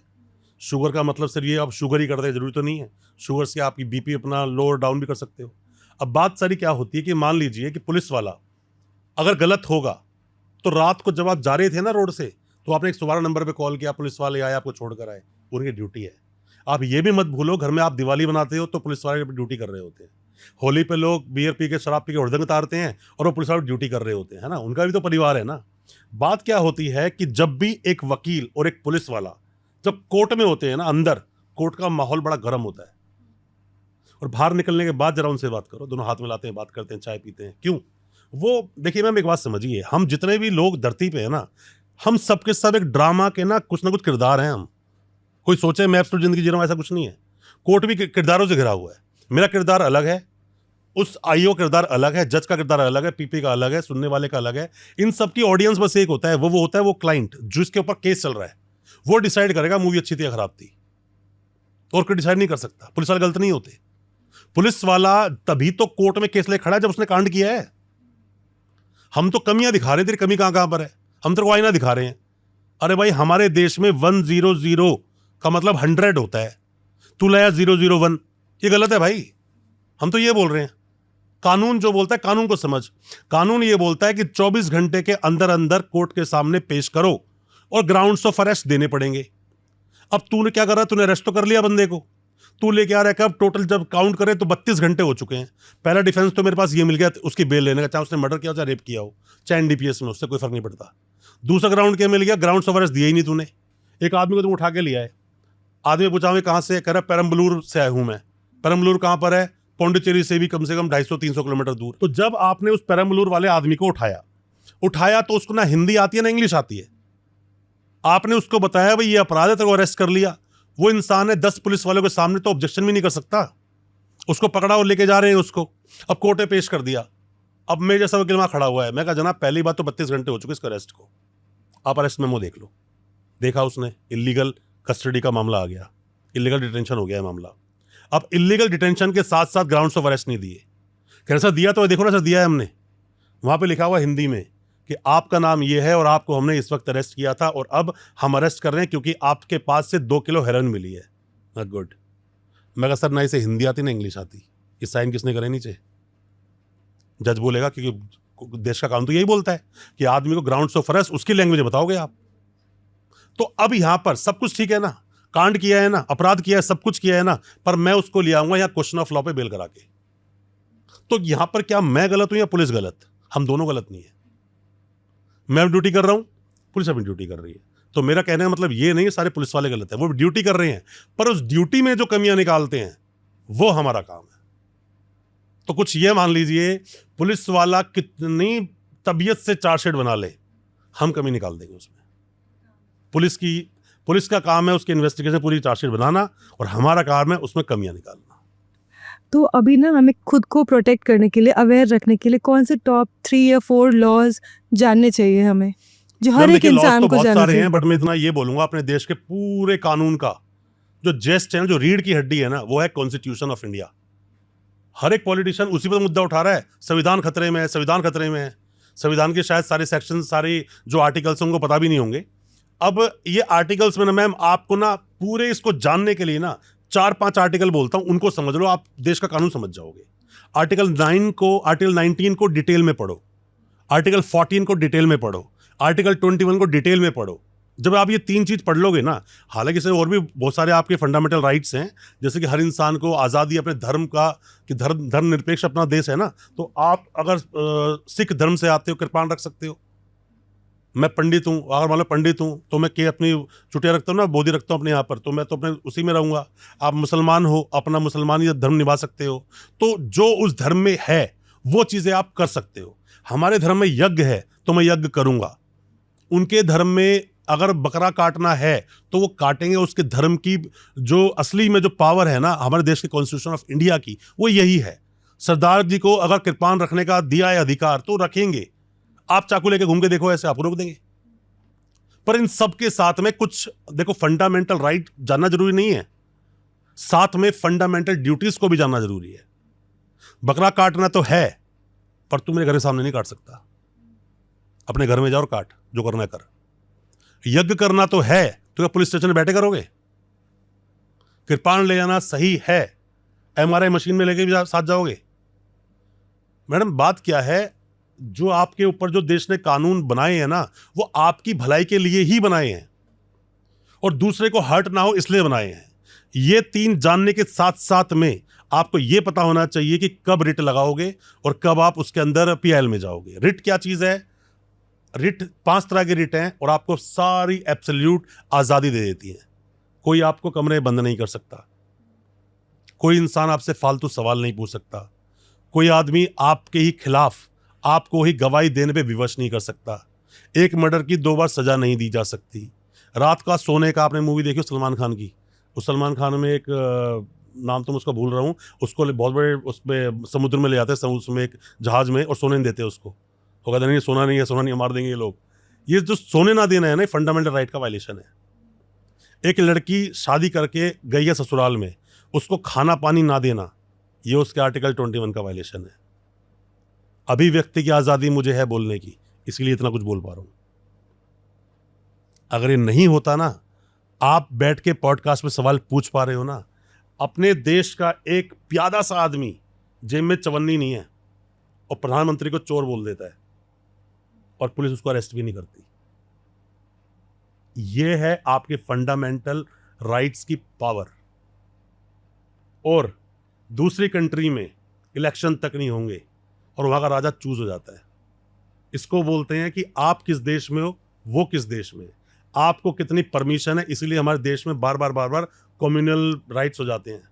कोई किसी को कुछ भी बोल रहा है, देश में सरपैर नहीं है, कोई कुछ भी बोल रहा है, पर वो तब तक बोलेगा जब तक सामने वाले को हर्ट नहीं कर जाती। हर्ट कर गई ना, वो पर डिफेमेशन ठोकेगा, उसके ऊपर डिफेमेशन, फिर क्लेम ठोकेगा, पैसा लेगा, गलत भी हो सकता है, वो क्रिमिनल डिफेमेशन भी हो सकता है। ये सब जान लो, फंडामेंटल राइट्स को जान लो, देश का कानून जान जाओ।